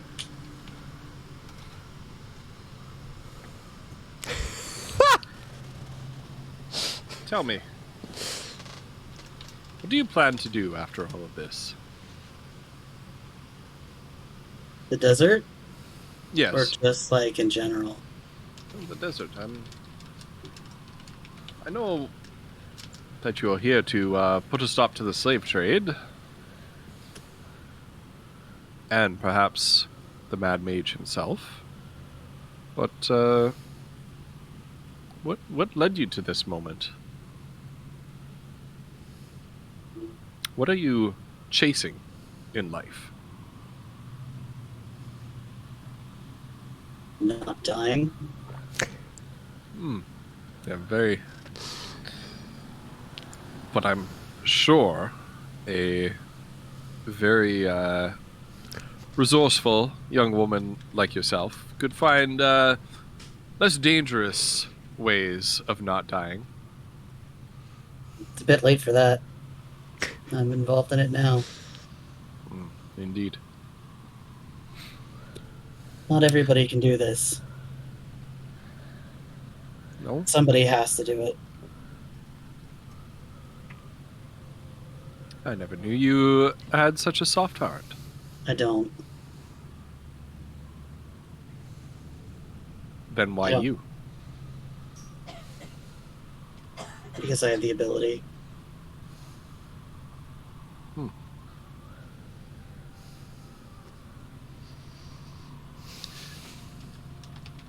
Well, how noble of you.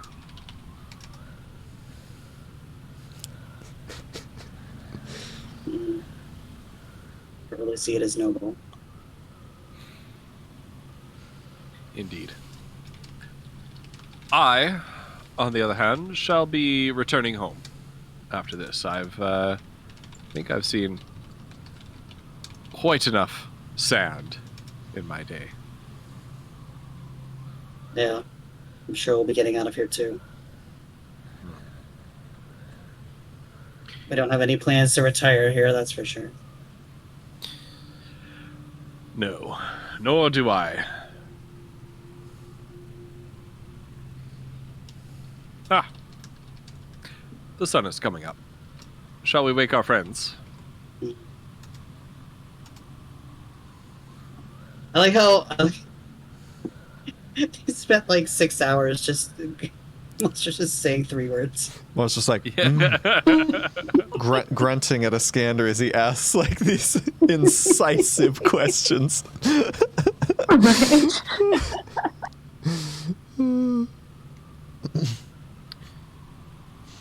You wake up to Iskander and Mazza talking, and Iskander saying, "And how did it make you feel when your father said that to you?" No. What?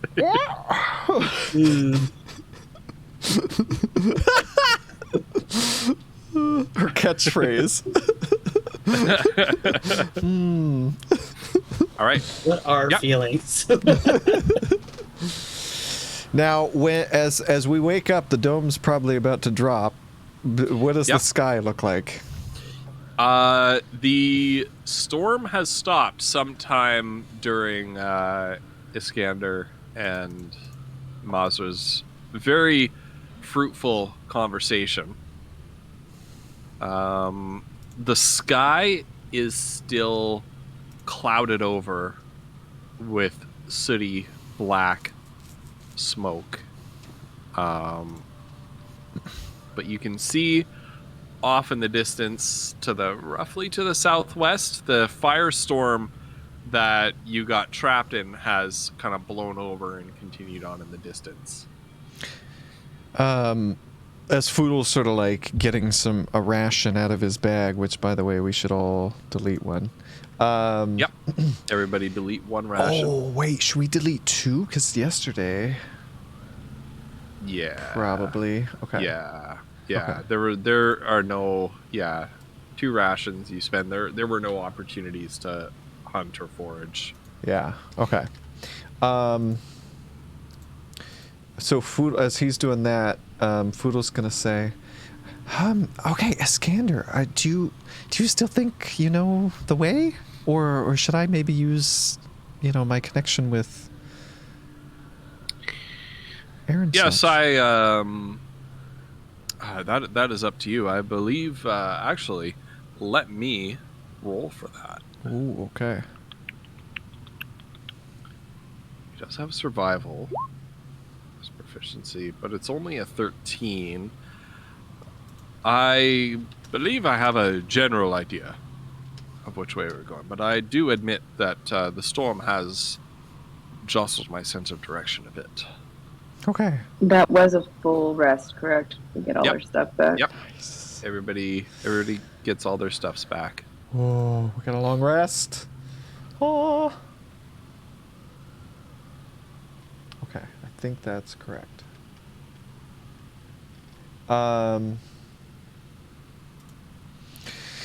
Okay, Foodle's gonna ask him, okay, you think you know about where it is? How far would you say? Do you think like 5, 10, 15 miles? Or are you thinking 3 or fewer? Certainly fewer than 10. Okay. It must be. Okay. Well, you know what? Let's follow you for a little bit. If you feel like you're getting lost, then I'll maybe give it a shot. Very well. Okay. Let us be on our way then. And as you set out, Iskander, he is gonna make another survival check to see if he knows the way. This is going to be a relatively high DC, and he fails. It doesn't take long as you're moving around that Iskander finally stops and he says, yes, I'm afraid I've gotten quite turned around here. Oh no, okay, okay, hold on, everyone stop for just a minute. And Foodle in the whipping sands, he's going to pull out of his bag the statue of Aaron Selch, and sort of place it down in front of him. He's going to kneel down, as you guys have seen him do many times before, and this time he doesn't like dig his hands into the sand because, you know, probably not the best idea, but he's still going to try to call upon Aaron Selch to help him. And he is going, and so the vines are going to be like weaving around his head, and leaves sort of spinning, and he's going to ask 3 questions, and one of them is going to be about buildings. Now let me pull this up so chat can see it. Okay, so you instantly gain knowledge of up to 3 facts. Eventually I'm going to learn this. Following subjects that they relate to the area. So we're outside, so we get 3 miles. So plants, minerals, animals, or people. Okay, and buildings. Okay, so the location of any nearby. Is it a tower that we're looking for, Ghost? It's a fortress. A fortress. Okay, so Foodle's going to see if he can discover the location of a fortress within 3-mile radius. Yep. Okay. And there's like a radar ping off in that direction. And the location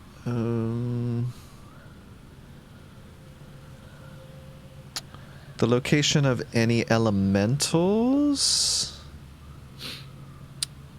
As you reach out your senses to try to seek that out,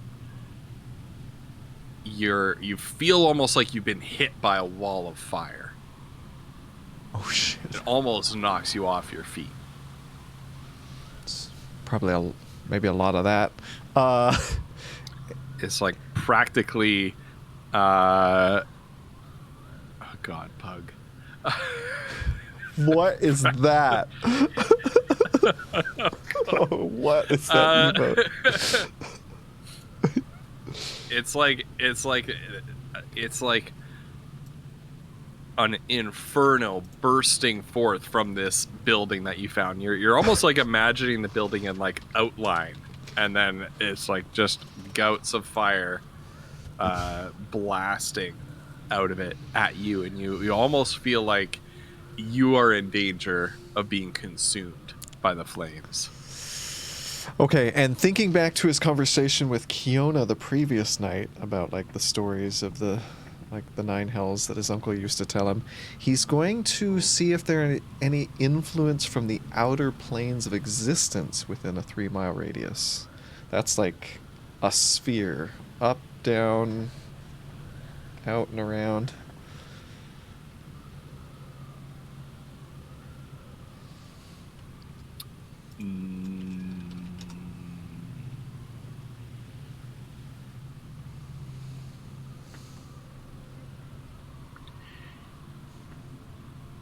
Yes.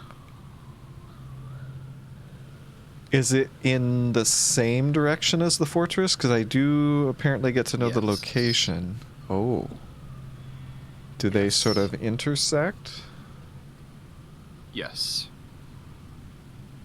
The Venn diagram is a circle. Oh, God. Okay, so the Foodle's going to let out a deep breath that he's been holding, and the spiraling sort of translucent leaves are going to go back into the bracers, and the gems are going to sort of snuff out. And Foodle's going to say, I guess, he's going to be shouting through the wind, I guess good news and bad. What do you guys want first? Bad news. Okay, the bad news is... Wait, the bad news isn't going to make any sense without the good news. Okay, never mind. I'm going to tell you the good news first. The good news is that I know where the fortress is. And he's going to point that way. The bad news is there is nothing but like fire elemental energy all around us. And it gets worse. There is influence from the outer planes of existence coming from the fortress.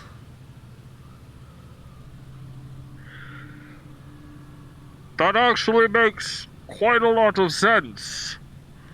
Does it? It's said that this whole burning waste was created by the rage of an immensely powerful being that Countess Winfred keeps imprisoned to power her colossal forge. No one is quite sure what that being is.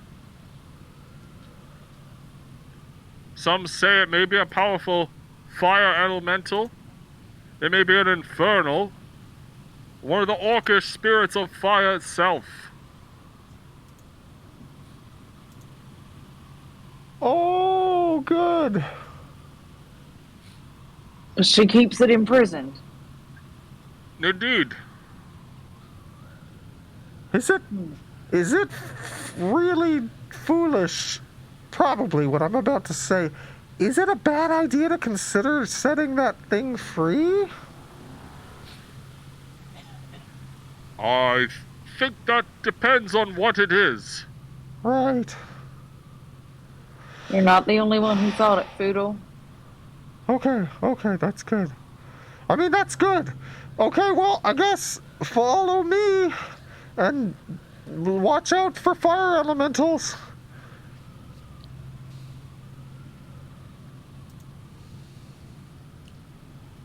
Wait.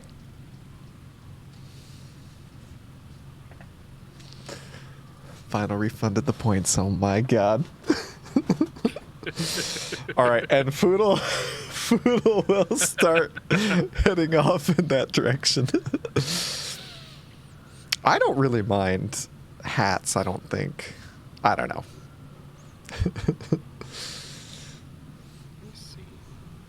It's as long as his friends are following him, Foodle's gonna like keep going. Yeah. Okay. Yep. Just want this mic out of my face. Okay. Seems Discord says it's picking me up, so You are a little bit quieter, but you know what? I can turn you up. okay. I could probably turn you up. Well, what if I do this? Point the mic a bit more towards me. Yeah, what you want to do, Ghost, is point like the top of it straight at your mouth. I'm pretty sure, unless yours is. It's not this kind of mic. Oh, yeah, it's one of those. It's one of these. Okay, mics. okay, never mind. You know what you're doing. So ignore me. It needs to be like this in my face. I wonder if I'm supposed to. Am I supposed to have mine? Like, I don't. I don't actually. Okay. No. Okay. No. Okay. No. All right. Okay. You guys are freaking great. I just gotta say. I don't even know. We're like guys in our late 30s trying to figure out how microphones work. Oh my god. So great. You sounded like you're about to ask me if I wanted pickles on me. Oh my goodness. Okay.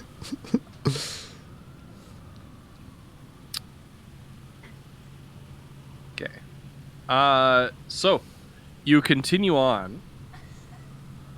I'm actually gonna. You continue on, and eventually, the black smoke kind of begins to not recede, but kind of move upward into the sky, higher in the sky. So like the eye of an infernal hurricane, the city clouds fade into cracks of an open but distressingly deep red sky. The infernal dust gives way to hard, drought-cracked earth beneath your feet. The smoke-wreathed mountain that was ever present on the northern horizon now towers before you. Molten rock and liquid fire spew from its peak as if blood dripping down the blade of a knife slicing a gash in the very sky. A steep, narrow path zigzags around hairpin turns through a petrified forest and up the slope of the mountain, ending at a stone fortification hewn out of the mountainside. Foodle's going to sort of stop and look through the long range scope that he's got, and he's going to try to see if there's any like movement along the walls of the fortress or anything on the path ahead of him. Oh god, you guys, I just realized as Ghost was narrating a fucking evil Fortress of Doom that we have no plan, we have no intel. We're just like walking up totally to this. What are just we walking doing? in blind. Oh god, this is so bad. Okay, I assume I should probably roll perception. Oh my god. Yeah, basically, Megan. That's like always his plan if there's no plan. For Frick's sake. So you're rolling perception and you're percepting what? Well, he's looking through his scope up the winding hairpin paths up the mountain, and then at the walls of the fortress to see if he can see any movement. Like, should we be like expecting resistance on our approach? Okay. Yeah. 13 total. 13 total. So what you can see is that there's, as you look up the path, you see there are, like I said, fortifications hewn out of the mountainside. So there's like towers, an arched doorway, and then on the curving path leading up to that, you do see a pair of orcs up there. And every now and then, through an arrow slit in the walls of the fortifications, you see a passing shadow moving back and forth.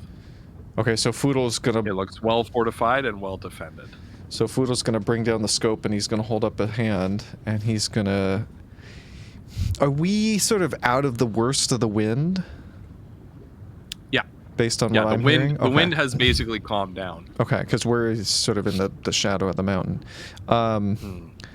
Okay, so Foodle's gonna sort of lower it and whisper to his comrades, there's definitely orcs ahead. And I saw movement along the walls.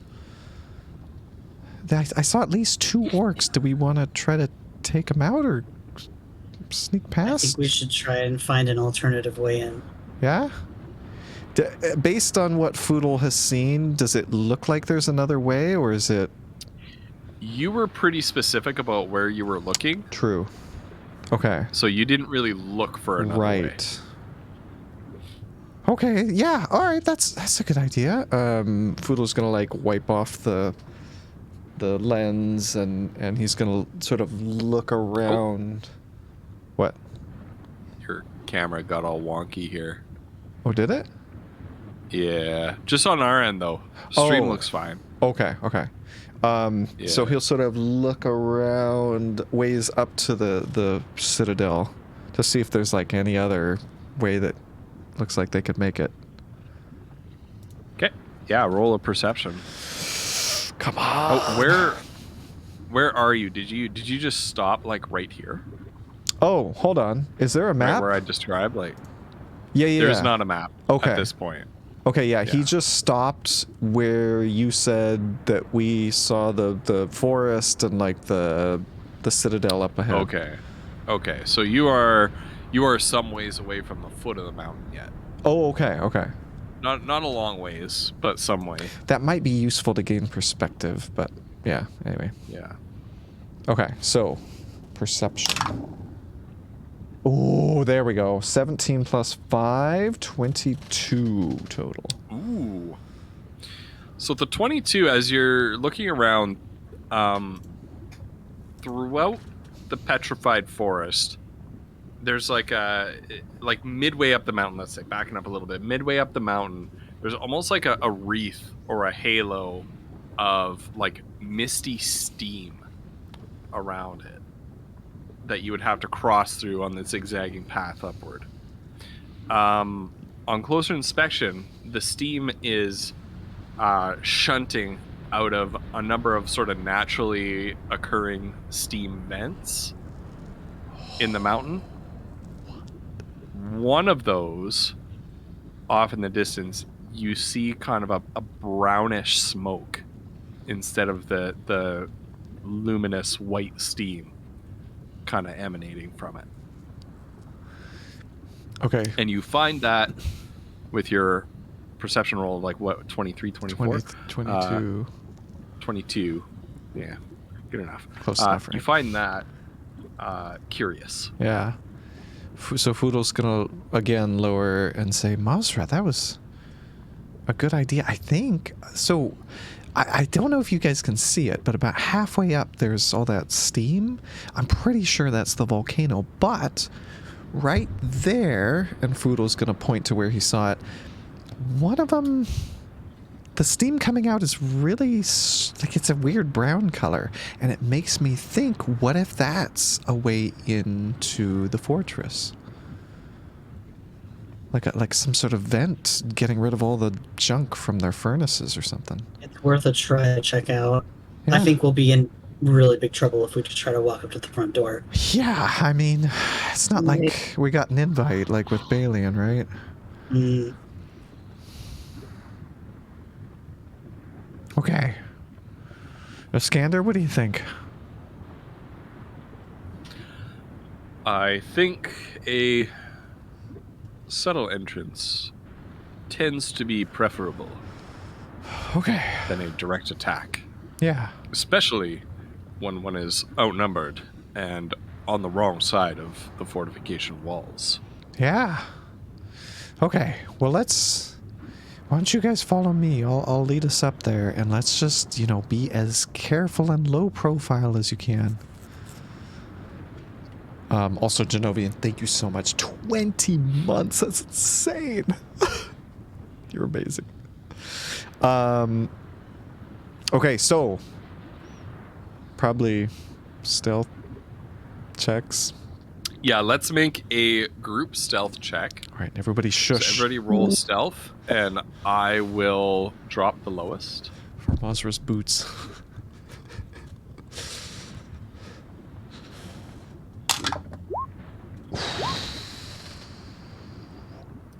Is Foodle wearing the boots? Or is Mazra wearing the boots? Foodle doesn't have the boots. Okay. Which is unfortunate. Foodle might have the lowest roll here. 11 total. I have a +7. Or Foodle does. 11 total. Yeah. What do we got for Mazra? Oh. Okay.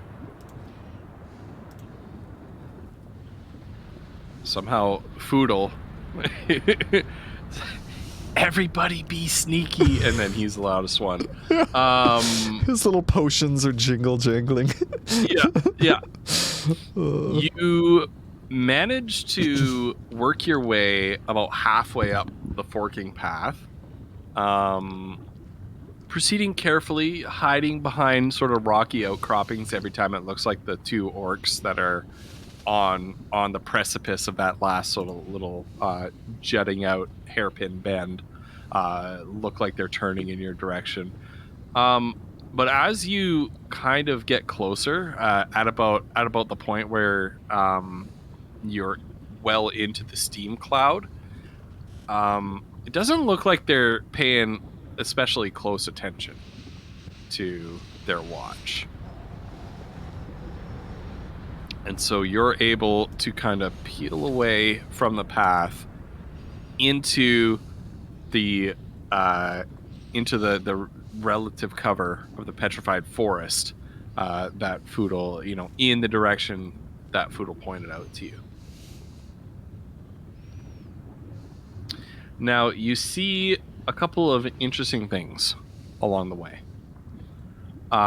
One is that you realize, Foodle realizes this first, is that you're actually on another path at this point. It's a very seldom used little footpath around the side of the mountain, almost appearing to be sort of a natural ledge. But you realize, certainly Foodle, you do with your ranger experience, that you're kind of walking on almost a goat path, right? Down the slope on the northeastern mountainside, as you're rounding around it, you see a small mountain lake. Almost a pond, really. Is it water? It's water. Oh, okay. You see a bunch of steam coming off of it in the heat from the mountain. You also see sort of a lava flow flowing down towards the lake, but it's interrupted by a clearly manufactured stone wall that's almost been built to divert the lava away from the lake. And there's a little kind of a very rudimentary stone bridge allowing you to pass over the lava flow. Oh God. Okay. Sandrine, thank you so much for the raid. As you continue around, leaving the lake behind you, you find the steam vent that Foodle had pointed out to you on the east-facing side. And sure enough, it is emitting a brownish, sort of dunny smoke. And it smells of burnt, rancid meat. Like burning animal flesh. Ugh.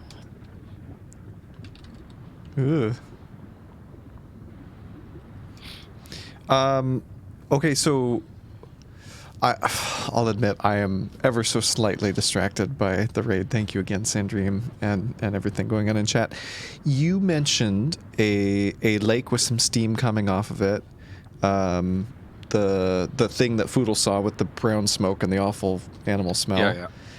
Yep. And then there was like was it a lava flow with like some... Yeah, so like a bridge over it? Different order. Okay. Yeah. There was a lava flow that naturally flows down towards the lake. Oh, okay. But there's been a little like retaining wall built up to stop it. And sort of attached to that retaining wall is a little bridge that you used to cross over. Oh, okay.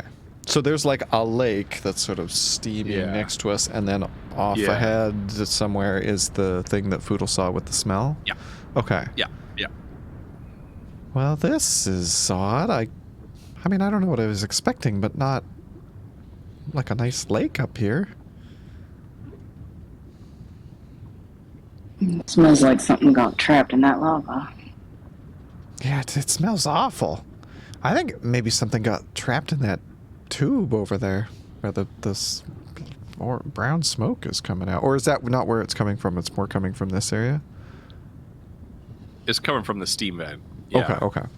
So on the northeast, kind of on the northeast side Okay. was the lake, and then you passed by that and walked a little ways more, and then you found the steam vent. Okay.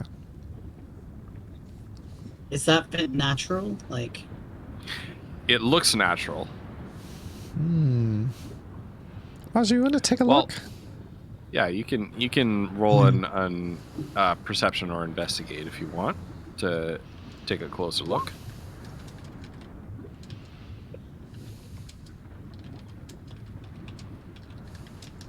Wow. Tell me everything about this steam vent. The rock is what you would say is a basalt, but with a fascinatingly high concentration of iron pyrite. No. Getting down to the molecular level here. It's exactly with your 1,300 years old. But as you kind of looking down, you have to kind of plug your nose. It smells like, so it's kind of like burning animal flesh that you spit, like cooking meat almost. As you kind of peer down inside, you blink through the tears in your eyes caused by the smoke being wafted into your face here. You see animal pelts on the ground. You see a few crates. You see a campfire with a large cast iron cooking pot held over it. And you realize that this steam vent is also being used as a sort of makeshift chimney. I think it's their kitchen. Oh. Yeah, I guess I do recognize a lot of those smells. Or do I? I don't know. It definitely smells like they're cooking something meaty. You recognize it as meat. Okay. Well, I mean, I guess... I think we could, do worse than coming in through this way. Yeah, it seems familiar from when we were in the Feywild. Kion, I guess you weren't there, but we went through the kitchens there, too. It went pretty well. We got you back. That you did. I guess, time to go in. Were there crates? Should we check what's in those?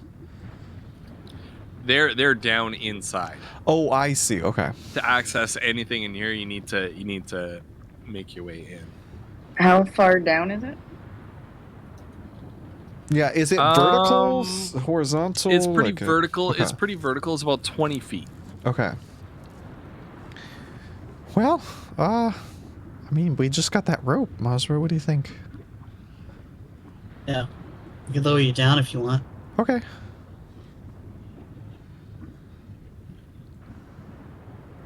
Plan C. Oh my god. Wait, what's the range on that? Oh, that's brilliant. Okay.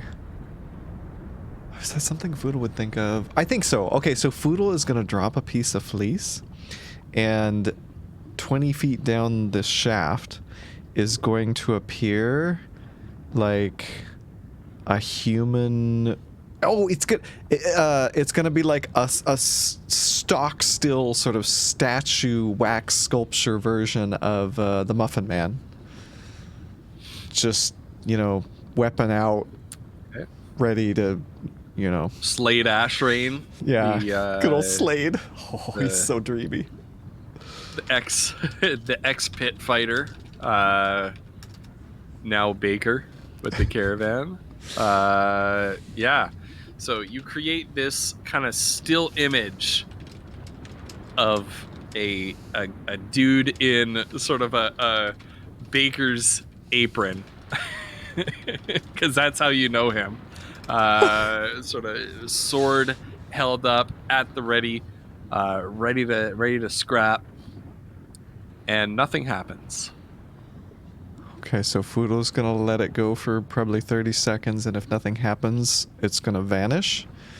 And Foodle's gonna nod to Mazra. And he'll start as quietly as he can shimmying down the rope.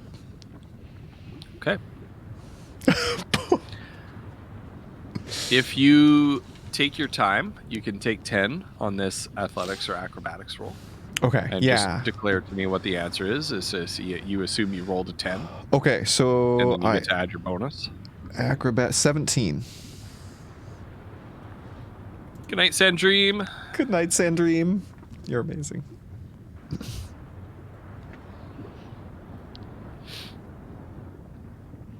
All right, so 17 on the acrobatics check, and it would be the same for stealth if he's good. okay. Yep. All right, so he gets to the bottom and he sort of shimmies behind the crates and looks around. Yep. And you find yourself in basically like an empty cavern that has been. And do you have vision in here? Like, do you have dark vision or a torch lit or anything? Well, there's a fire going. He has dark vision. Yeah. And so in the dancing light of the cooking fire, you see stacks of crates. There's a crude wooden rack that's curing some kind of meat of unknown provenance on it. Crates and boxes stuffed with different, like, potatoes, tubers, some cheap goods. Nothing particularly valuable. Okay, Foodle is going to sort of toss another piece of fleece and wave his hands, and up above him, just floating in the air above the chute, a hand is just going to be pointing down the chute like this, and his companions all see that.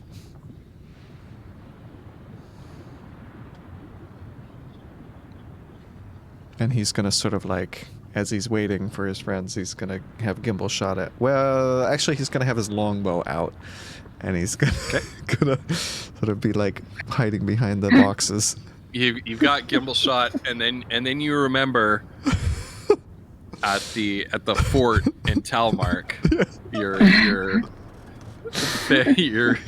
your resolve to sneak in that ended as soon as you saw a person and shot them. You kind of put Gimbal shot away and pull out your longbow. Oh god. Okay, do the rest of you go in? Yeah. Same thing. Yeah, you can take 10 on an acrobatics or athletics check. Okay. And basically, yeah, you make it down. Like unless, does anybody have like a minus in both athletics and acrobatics? Unlikely. No. Well, if you wouldn't either, because you don't have a minus in dexterity. So right. Okay. And then Iskander follows in behind, and here is your new location. Oh god. You will find yourselves more towards the bottom right of this map. This is a big map.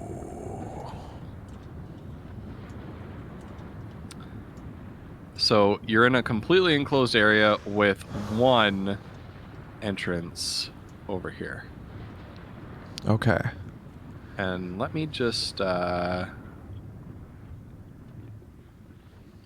got some more appropriate soundscape here.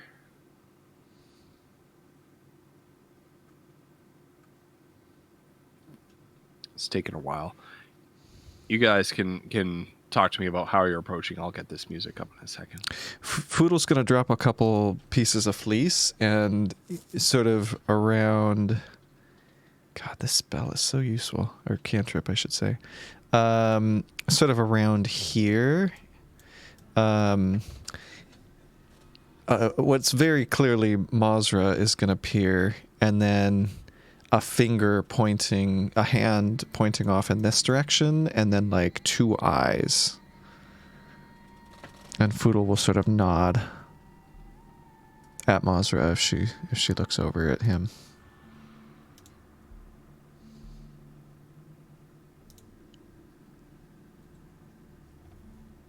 I take it that it's like, go look.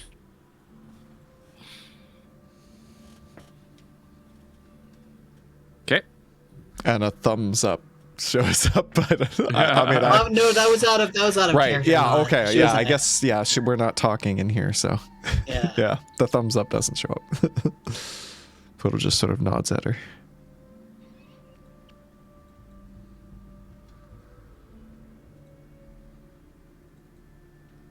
Oh wait, Are you sneaking? She's sneaking, right? She's trying to stealth. Yes. Yeah. Okay. So then roll stealth, please. And by the way, so she is wearing her armor, but she's also wearing those boots, so it's just normal because it cancels each other out. Okay. Okay.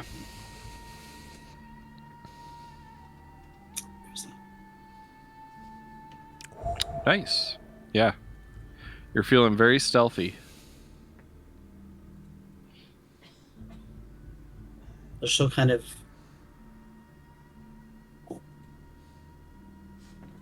make a motion behind her. All right, and Foodle's gonna try to sneak up as well. As will Kiona. And I don't know, Ghost, how tall is this? I guess it doesn't really matter how tall it is. Foodle wants to look at this wall and try. He's gonna drop another piece of fleece, and like right here, like across this, the intersection between these two cells, he wants to create the illusion of an approximation of this rock wall here. So if somebody is in this, up ahead in the tunnel, maybe they'll just see wall still. They don't see. Yeah. Okay. And once that's in place, Fudo's gonna step behind it, and he knows it's an illusion, so he can kind of see through it. Yeah. Anything? Does he hear anything or see anything? Roll perception. Ah, shit. All right. Come on.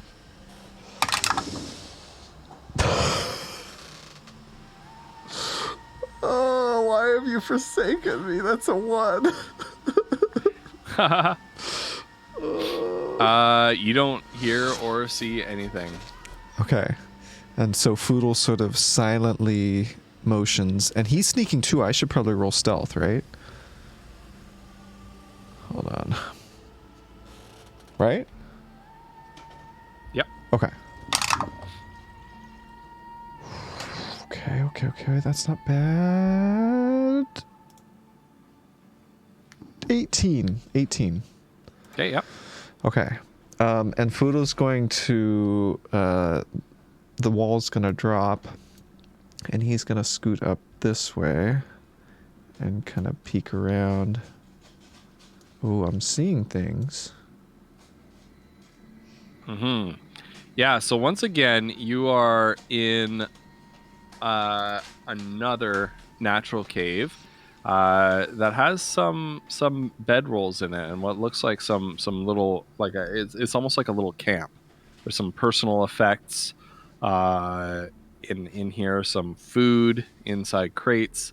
I got something to read for you here. The walls and floor of this natural cave have been carefully smoothed. You can discern at least 4 routes leading off into the darkness. Oh. Red coals glow from within the southern passageway that you just came from. And there's a crude... Well, you can't see that because you're not all the way in. The floor is covered with sleeping furs, crates, sacks, and rubbish. Can Foodle sort of look at the ground, near, sort of in front of him, and see if he can tell... I don't know how this is possible, but I think trackers talk about this sort of thing, like how long it's been since people were moving through this area. This is going to be a very high roll because it's like a solid rock floor. True, yeah. There's some like dust and stuff on it, so it's possible. Okay. But we'll see what you roll. 8 plus probably 5. Yeah, 13. No. Okay. No idea. You can see that over here, the natural stone cave floor and walls give way to very, very hewn stone walls and floor of quite good craftsmanship. Okay. Foodle's going to scoot up. And this tunnel kind of plunges off into the darkness. Okay. Right. To your south, you see a set of iron bars kind of dug into the rock across here. Oh, yeah.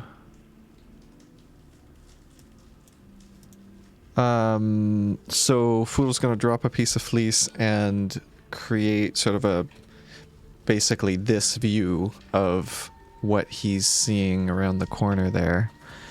And just kind of like that to his friends. And if none of them do anything that looks like anything important, he'll sort of scoot forward and look up this way. Oh, he can't see very far. Now you do see the end of this tunnel. There are two. Right. There's a set of large stone double doors at the end of this tunnel here. Shoot, at this point I need to ask a question. Oh, Flower, good night. Good night, Flower. Do Kiona and Iskander have any way to see now that they're out of the fire area? Iskander lights up a torch. Kiona has dark vision. He's gonna stay at the back though. Okay. Yeah, Foodle will, sort of hold up a hand and he'll probably nod. And Foodle's going to point to this tunnel and look at Kiona and Mazra and go and keep pointing at them to see if they point at one. So she'll go like Mazra will kind of point at her eyes and then make like a counterclockwise motion. And Foodle will look at Kiona. She'll nod in agreement. Okay. And so Foodle is going to ooch up this way.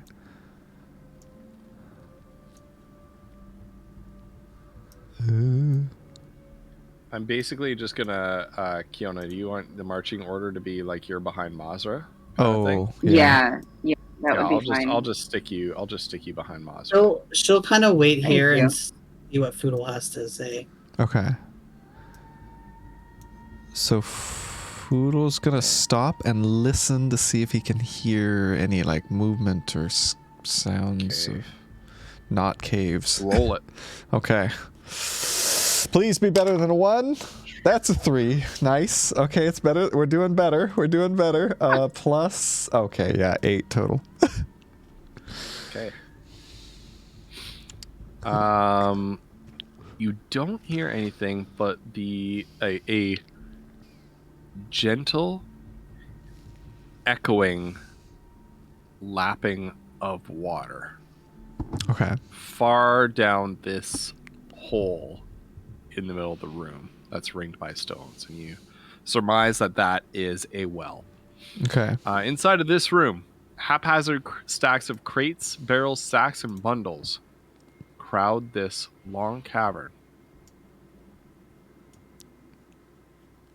And Foodle's going to back here create again sort of a top-down view of what he sees, and instead of three-dimensional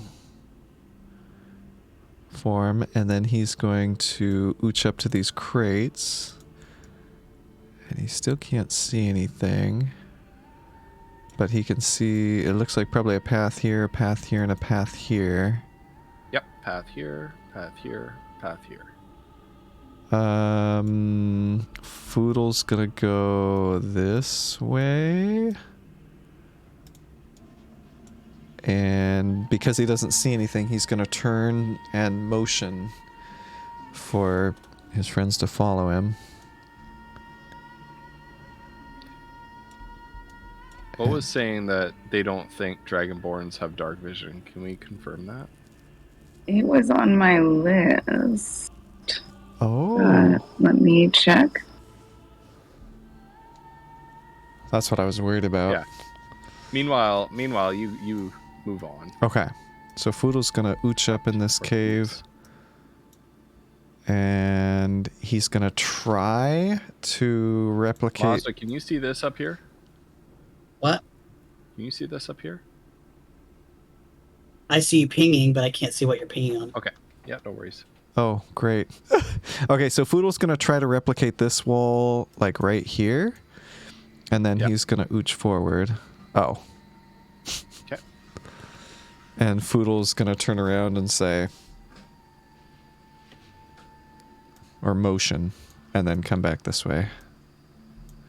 And he'll sort of show in 3 dimensions that it's a dead they're end. kind of doing that. Can Majra have pulled that, like, quietly, of course, but have her little notebook and kind of try to be very quietly, like, not obviously making a detailed map, but just kind of making, like, a pencil line drawing of where they've kind of been. Ooh. Yep. That's smart. Mazra's clever. Okay, Foodle's gonna creep up this way. And try to get over to these crates. Dragonborn do not have dark vision. What? Poodle. What are these things? I will correct that then. Okay. All right. So you guys are hanging back with the torch? These are large sacks. They look like large sacks of flour, but they're completely piled up and like clogging up this tunnel.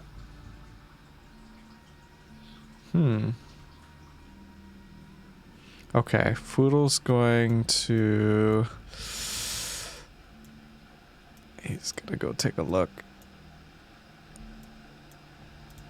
And see what the heck is up with this. Yeah, it's a passageway that is completely stuffed up with sacks of like sandbags, flour bags. You're not sure until you get close to them and you see that one of them is like open and there's like a little pile of flour. Can Foodle take one of these sacks of flour? Roll a strength check. Oh, this will be good. So actually packed in. Not saving throw, just a check. Okay. Oh, +0, but that's a 19. Yeah. So you're able to pull one of the flour sacks out. And see the passage through it. Oh, snap. Peeking through all the way, you find a set of iron bars that are stuffed with cloth, rags, clothing, until you can't actually see through it. And in fact, I was mistaken in not drawing a line here. You shouldn't be able to see through that. Oh, okay. There you go. So I just see this thing stuffed full of stuff. Okay. It looks like a set of iron bars, like a jail cell almost, like a grate or something like that. But the spaces in between the bars have been stuffed up. Okay. Foodle's gonna take the sack of flour and like stick that into his backpack as well. Boy, we really are Link, aren't we? And then he's gonna, sort of... This time it's not going to be like a top-down. He's just going to give his view, sort of, I guess, where could they all see it? Right here, where they're looking off this direction, even though Foodle is looking this way, so they can kind of see what he saw. And he's going to come back down this way. And Monster's just going to be like... And Foodle's going to, shake his head and nod. And then he's going to sort of motion to Kiona and Iskander, like hold up his hands. and then sort of nod to Mazra, and he's going to head this way. And, oh god, he doesn't have any tricks for this, does he? No, not really. And he's gonna kind of ooch around this way, and he's gonna, I don't know, can he make an, like, can he listen in again?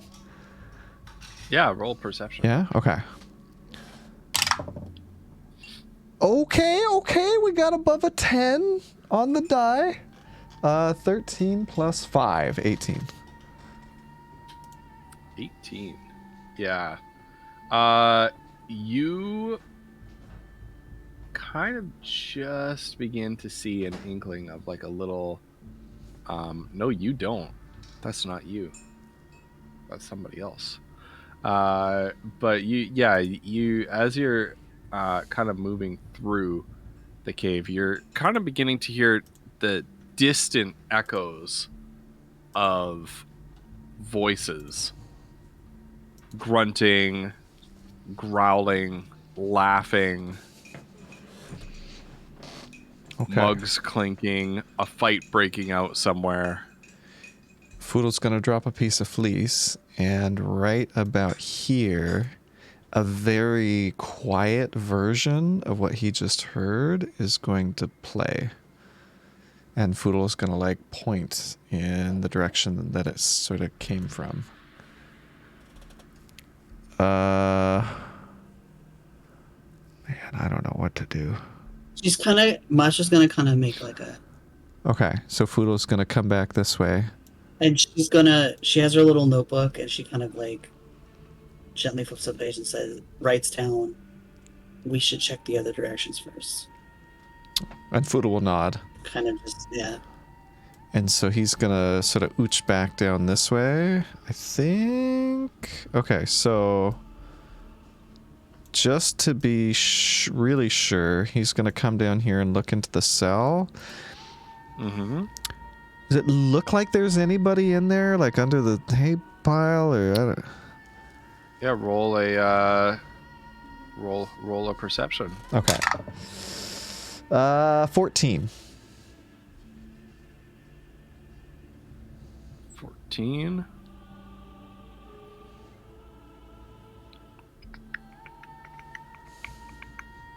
Yeah, there's no sign of anybody in here. Okay.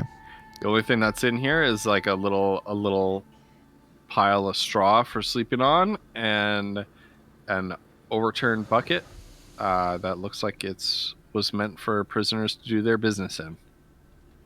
Foodle's gonna sort of like angrily shake his head and then come up this way. Now down this way were some doors, right? Are they stone or wood or... They're stone. Ooh, jeez. Okay. And Foodle is going to sort of ooch up this way and come along this, and he's sort of still behind, is what he's hoping. He's sort of behind the rock here. And he's going to do sort of the same thing. He's going to look at this stone here and try to create it right here. Mm-hmm. And then he's going to step here and see what he can see. What he sees is a finished stone pathway kind of punch through the wall of the cavern on the northern end. Okay, and Foodle's gonna sort of create that behind him for them to see, and then come back to the group. Oops. And he's gonna pull out his journal and say, write down, okay, where do we go? The doors or up that way? And he'll show it to Kiona and Mazra.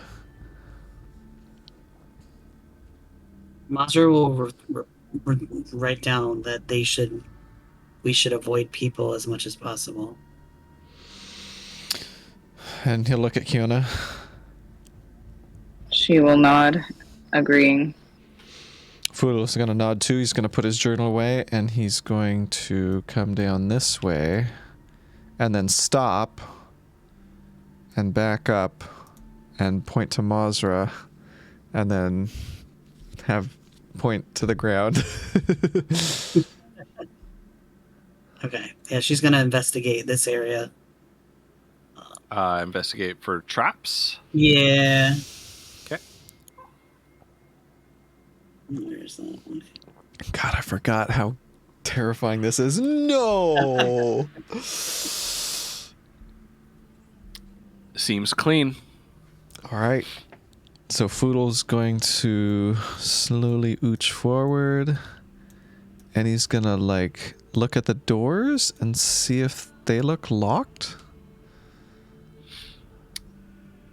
They do not look locked to you. Okay. God, they're stone doors. There's no way.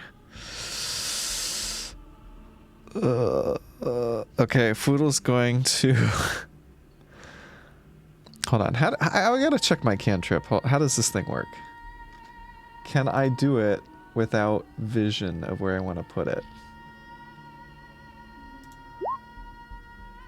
Create a sound or image of an object within range, so I don't have to see it. Okay. So what? Are there? Oh, go ahead. Are there any like gaps around the doors? Is it flush? Oh, good question. Yeah.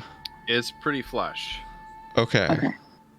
Now, Foodle has no idea if this is going to be helpful at all, but what he wants to do is he's going to step sort of here. He's going to look at this side of the door, and where he thinks probably 6 inches on the other side of the door, he wants to create this side of the door, but facing the other way. So About like right here. Yeah, like 6 inches past where he can see the door. And then he's going to like Now open... the doors open. Yeah, the doors open inward towards you. Okay. Yeah. Okay, that's good. So Foodle's gonna like open the door and pull it toward him. Okay. As quietly as he can. I want you to, first of all, roll an athletics check. Okay. Athletics. Oh god. Okay. This is a straight roll. Come on, D20. 15. Okay. Roll a stealth check. Right. Okay. Okay, but this is better. This is better. Maybe. Actually, Oh. sleight of hand check. Okay. Okay. 18 total. 18 total. Yeah, it would have been a 21 with stealth, but it was a Okay. 14 plus 4. This freaking cantrip of yours. Dude, it's so good! Freaking forest gnomes, man! Yeah. Oh. I must find a way to defeat it. I can't believe. So usually spells will actually be like specify when you have to see. So Yeah. the fact that it doesn't specify that you Right? need to see the area where you cast the spell. That's way too good! Yeah. Oh, man. It does lead me to believe. Plan crate! Plan C! It's working, baby! I don't know. I don't know what's working. I hate this spell. Right. You managed to kind of pull a door open just enough that you can kind of peek your head through Okay. and squeeze through if you needed to. Right. And you did so quietly enough Oh my god! that the two very large looking orcs who are facing out towards this bridge, this rickety wood plank bridge spanning across a deep chasm, do not hear you open the door. Fudo's gonna like... And like as quietly as he can, he's gonna pull out his bow and he's gonna be like... And he's gonna knock an arrow and see if any of his teammates do anything, because they can't see unless they step over to where he is. Because the other door is closed. A scanner's gonna walk up and slowly pull his sword out. Oh yeah, and Kiona, do you want to, or Flutter, you want Kiona to move anywhere? She should come up.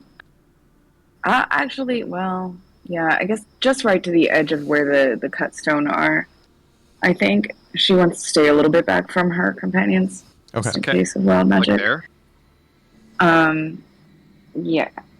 And can she like get ready to cast a spell if she sees a bad dude? I mean, yes. All right. So Foodle. She can. Which spell are you prepared? Scorching Ray. Sorry, Scorching Ray? Yeah. Can you post that? Mm-hmm. Oh, is she? Okay.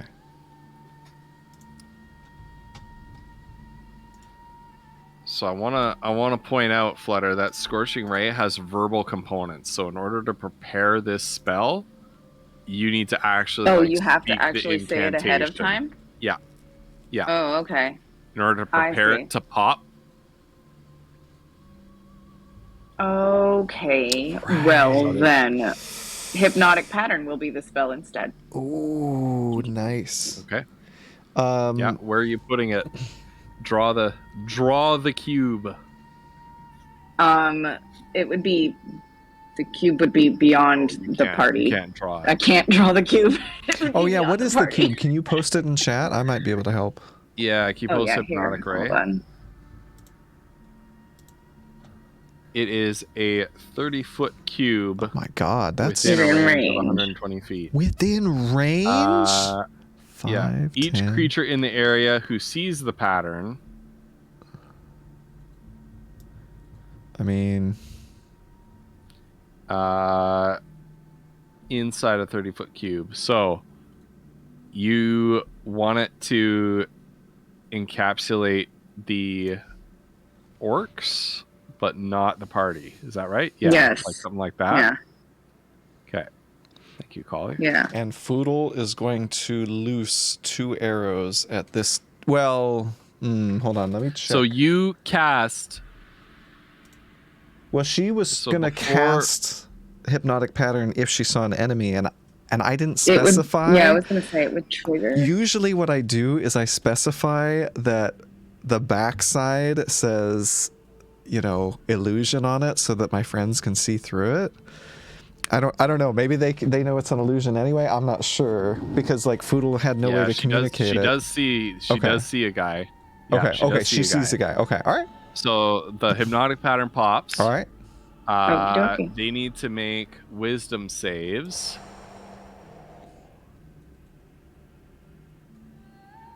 That one fails. Oops. That one also fails. So these two orcs standing here as this dancing, weaving, kaleidoscopic show of light and color puffs into existence in front of them. They both just kind of go, "Hey, what's that?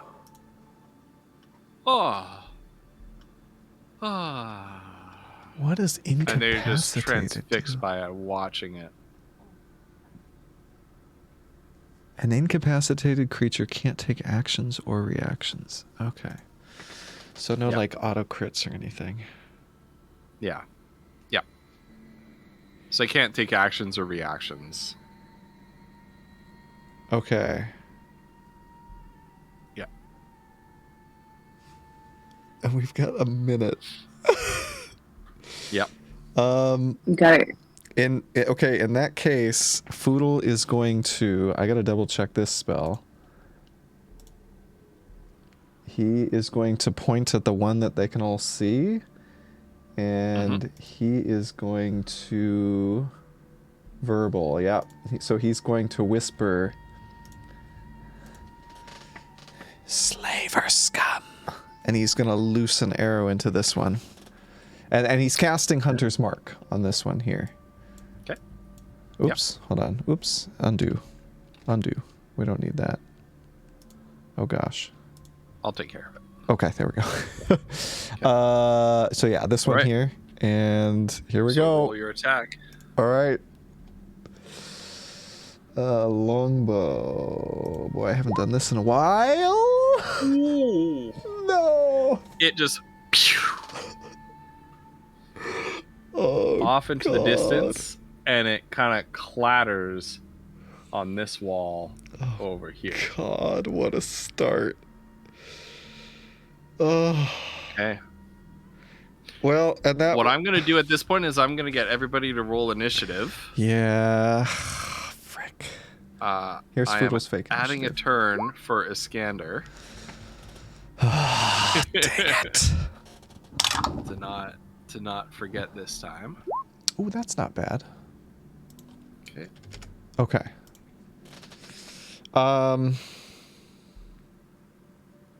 And that's a crit fail. So the string does the string on the longbow break? No. Oh, okay. Okay, that's more like crossbows and stuff. No. That's a flavor thing. Oh, okay. That doesn't necessarily happen. You want to roll a 19 on initiative? I just went and rolled it for you off your sheet. I actually rolled a 12, but that's okay. You can Well, use 19 if you want. I rolled a 19. So. Don't argue with GM the wins. GM. Yeah. Ghost, can Foodle finish his attack? Because he does get 2 attacks, but I don't know. Yep. Okay. Yep. All right. He's gonna fire another. Oh, there we go. Yeah, that one will hit. Hunter's Mark, and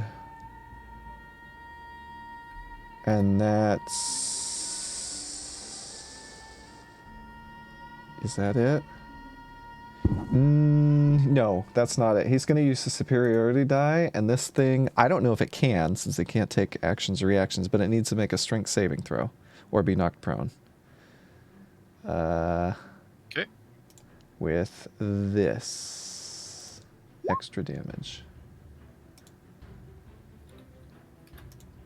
Okay. He rolled a 12. Ooh, that's a fail. Okay. So someone just goes, "Huh! What the?" and it falls over prone at the force of the arrow in his back, which arrows hit with a lot of force, by the way. And Foodle is going to go 5. Foodle's going to stay where he is. That's only. Oh, yeah, right. You He don't can't get a move full. at all. You don't get a full thing. Yeah, that was like a sneak attack. Yeah, Mazra, Okay. you're up.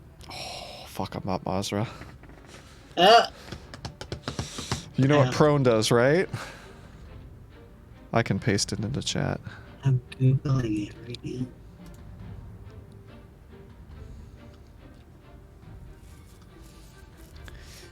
So this creature has disadvantage on attack.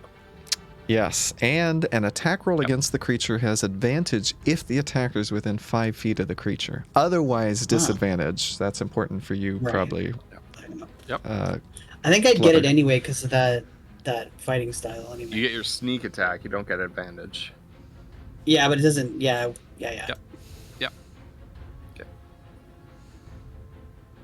Wait, did you say, Collie, that?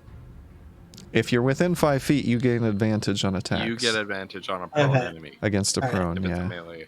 Yeah. And it doesn't have to be a melee attack. It just says an attack within 5 feet. Well, apparently. yeah. Right. And that's useful for Okay. Foodle. Anyway.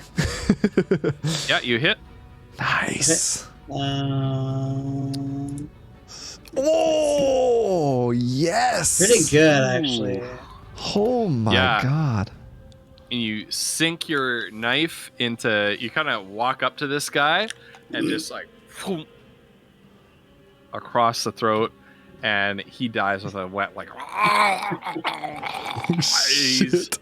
kind of like reaching towards his friend, but his buddy is just like staring at the pattern. Anything else from Mazra?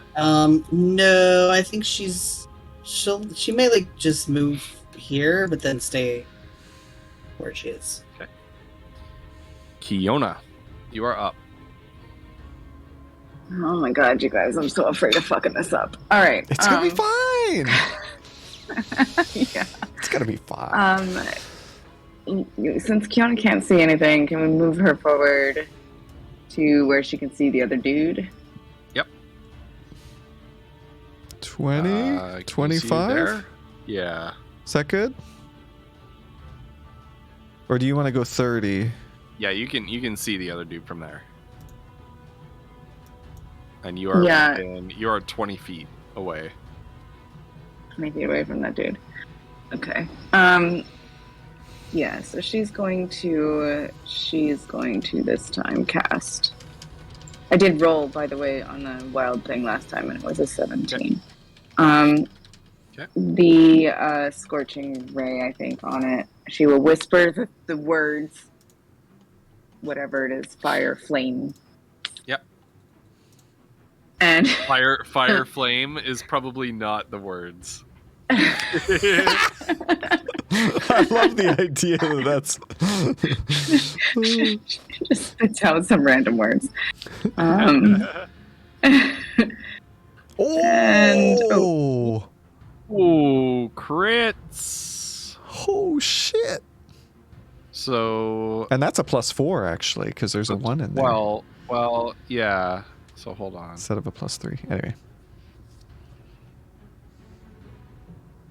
So the crit is the first roll is full damage, so that's a 12. And now, do you get to reroll? Do you get to make 1s into 2s for everything? For my elemental, for my fire, it says when you roll damage for a spell you cast, it deals here. I'll just put it in the chat. Yeah. And a you second can treat paragraph. anyone on a damage die as a 2. Nice. Okay. Yeah, so that's 16? A 12 plus 4. Nice. So that's a 16. Oh, that's some good damage. And the first one hits as well. Nice. So it's a 16 plus 8 is 24. Oh shit. All right. Yes, Megan. And this one has 2 rays of searing light strike into its back. It kind of goes "Ugh!" and shakes its head, and it is no longer under the effect of the hypnotic pattern. I rolled a 7 that time on the wild magic. Oh, nice. That's a good move crit. action, bonus action. And that's my turn, I think. Okay.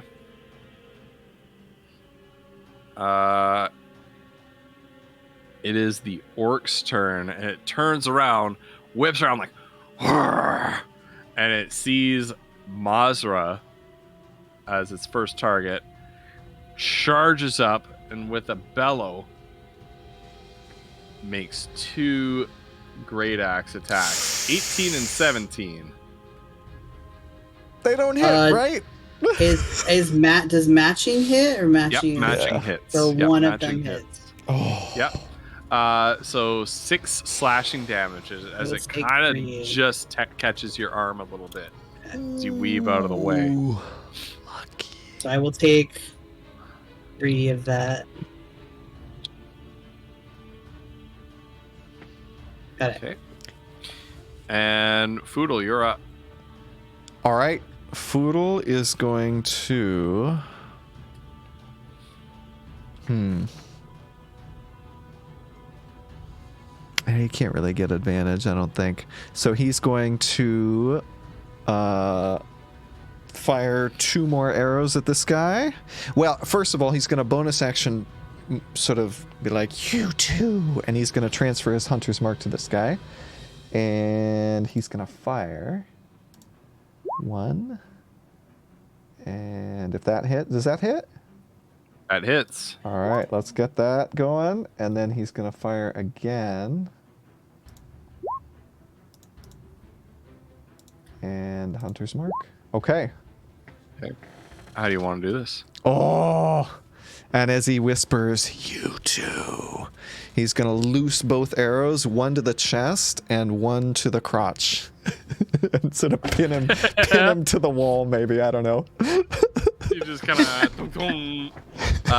and he hits the wall, kind of spirals around a little bit, and then slumps down, dead.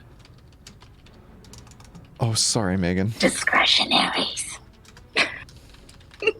And before you have much chance to celebrate, you hear a bellowing come from across the chasm. What's going on out there? Sounds like fighting. And you hear the sound of footsteps coming closer, echoing through the hall across the chasm.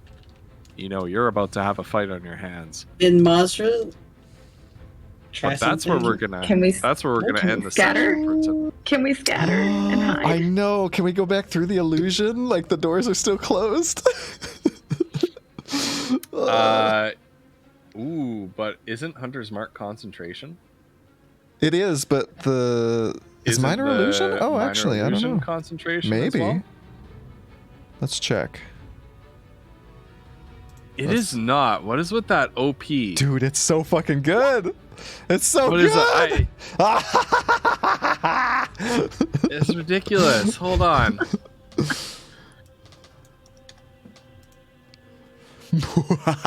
Create an image of an object, such as a chair, and it's true. Yeah. Must be no larger than a 5-foot cube.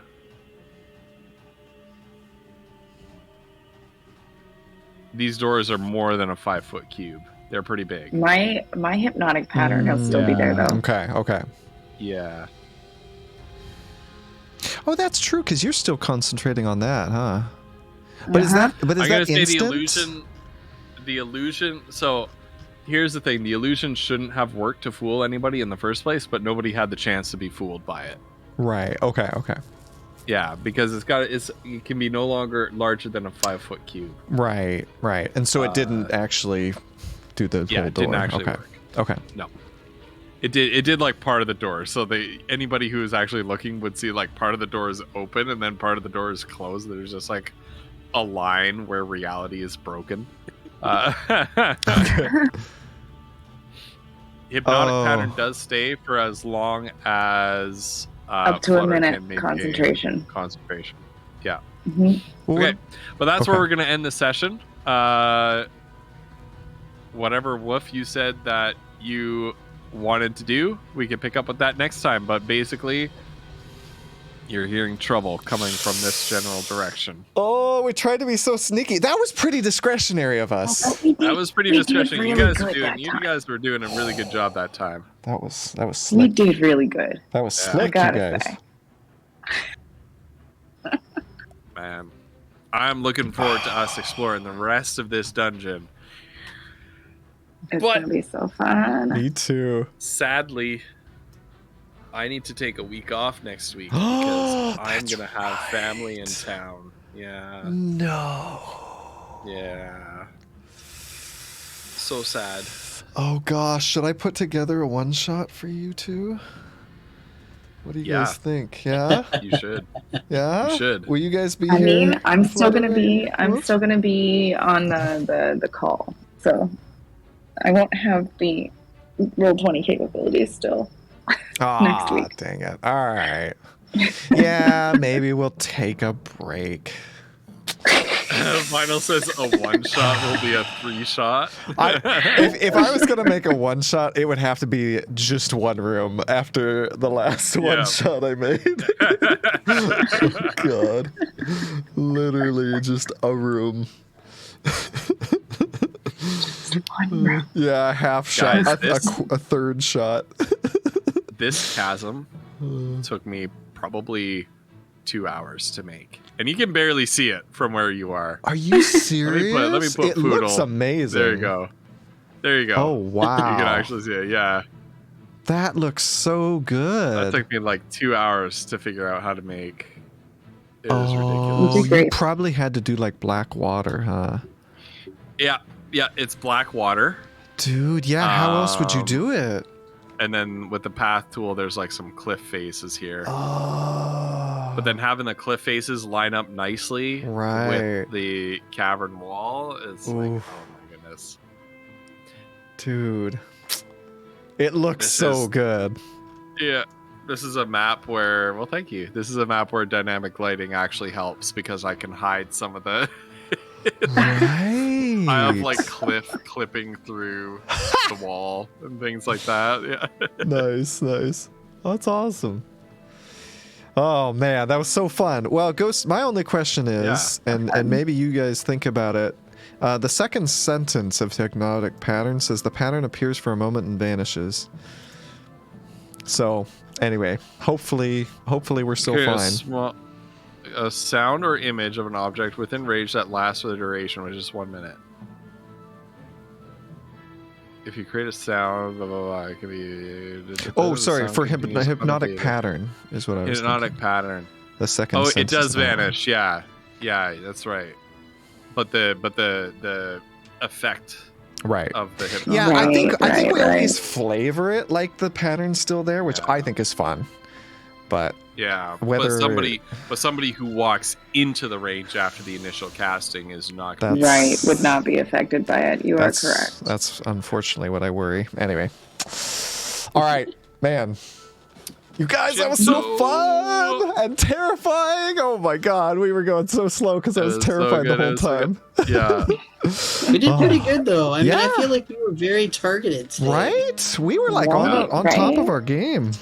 Foodle even stopped himself to have Mazra check for traps once after exploring an entire dungeon without checking for a single trap. Thank God. Andrew, hey! How are the new digs? Yeah. How did everything go? A rare ATM 0 appearance during our Tuesday game because I know Andrew's personal game is on Tuesdays as well. Yeah. Yeah, how did your game go?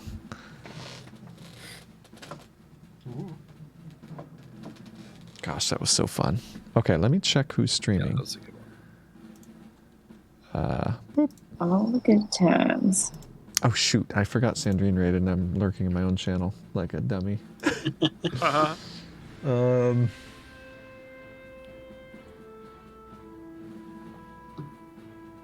Yeah, that makes sense, Andrew. That makes sense. You got to get settled in. We are about to take a week hiatus because I have company coming over.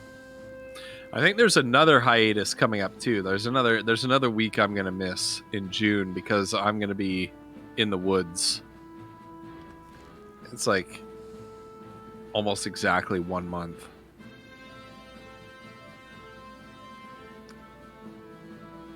Yeah, it's going to be June 12th that I miss as well. Wait, I recognize this guy. I think. Who? Voivode Kohutek? Voivode Kohutek, yeah. We've he does the Dungeon Coliseum. Right. Well, let's pop on in and say hello. Yeah. Why not? He stumbled upon me a while ago. Actually, it's really funny. VK is a D&D streamer. And I was doing like a whiskey and world building, but somebody came in and got me talking about like education policy and philosophy. So nice. We were just having this massive talk about that, and he came in and he was like, "Oh, I came for D&D," but so he kind of engaged with us a little bit, and but he's really cool. He tweets who he's hanging out with, like before his stream. He'll go hang out in a D&D stream and he'll tweet out about who he's hanging out with. Really, really, really cool guy. Nice. Well, that's awesome. Oh, Andrew, I'm doing amazing. This is my favorite night of the week. Oh my goodness. In the woods playing Monster Hunter Rise. I wish I could. I'm gonna be I'll be playing Monster Hunter Rise in the sense of I'll be battling teenagers to get them to go to bed at lights out time. I only pray that this time I do not have to barge into some boys' cabins and yell at them for keeping everybody awake while they're doing a satanic summoning ritual. I don't, Megan, but do you mean like in chat or like on, was it on the screen or the raid calls? Yeah, I don't see that. I might not know what you mean. Anyway, you guys, this was so much fun. Thank you everyone for being here. Flutter, it was so good having you back. Oh my geckers. And Woof, it's always a pleasure. Yeah. Ghost, you were fine. Just kidding. You were amazing. I'm just kidding. We'll see if you make it next time. Oh, shit. All right, raid's about to pop. We love you guys. Bye, everybody. Good night. I'll create my new character.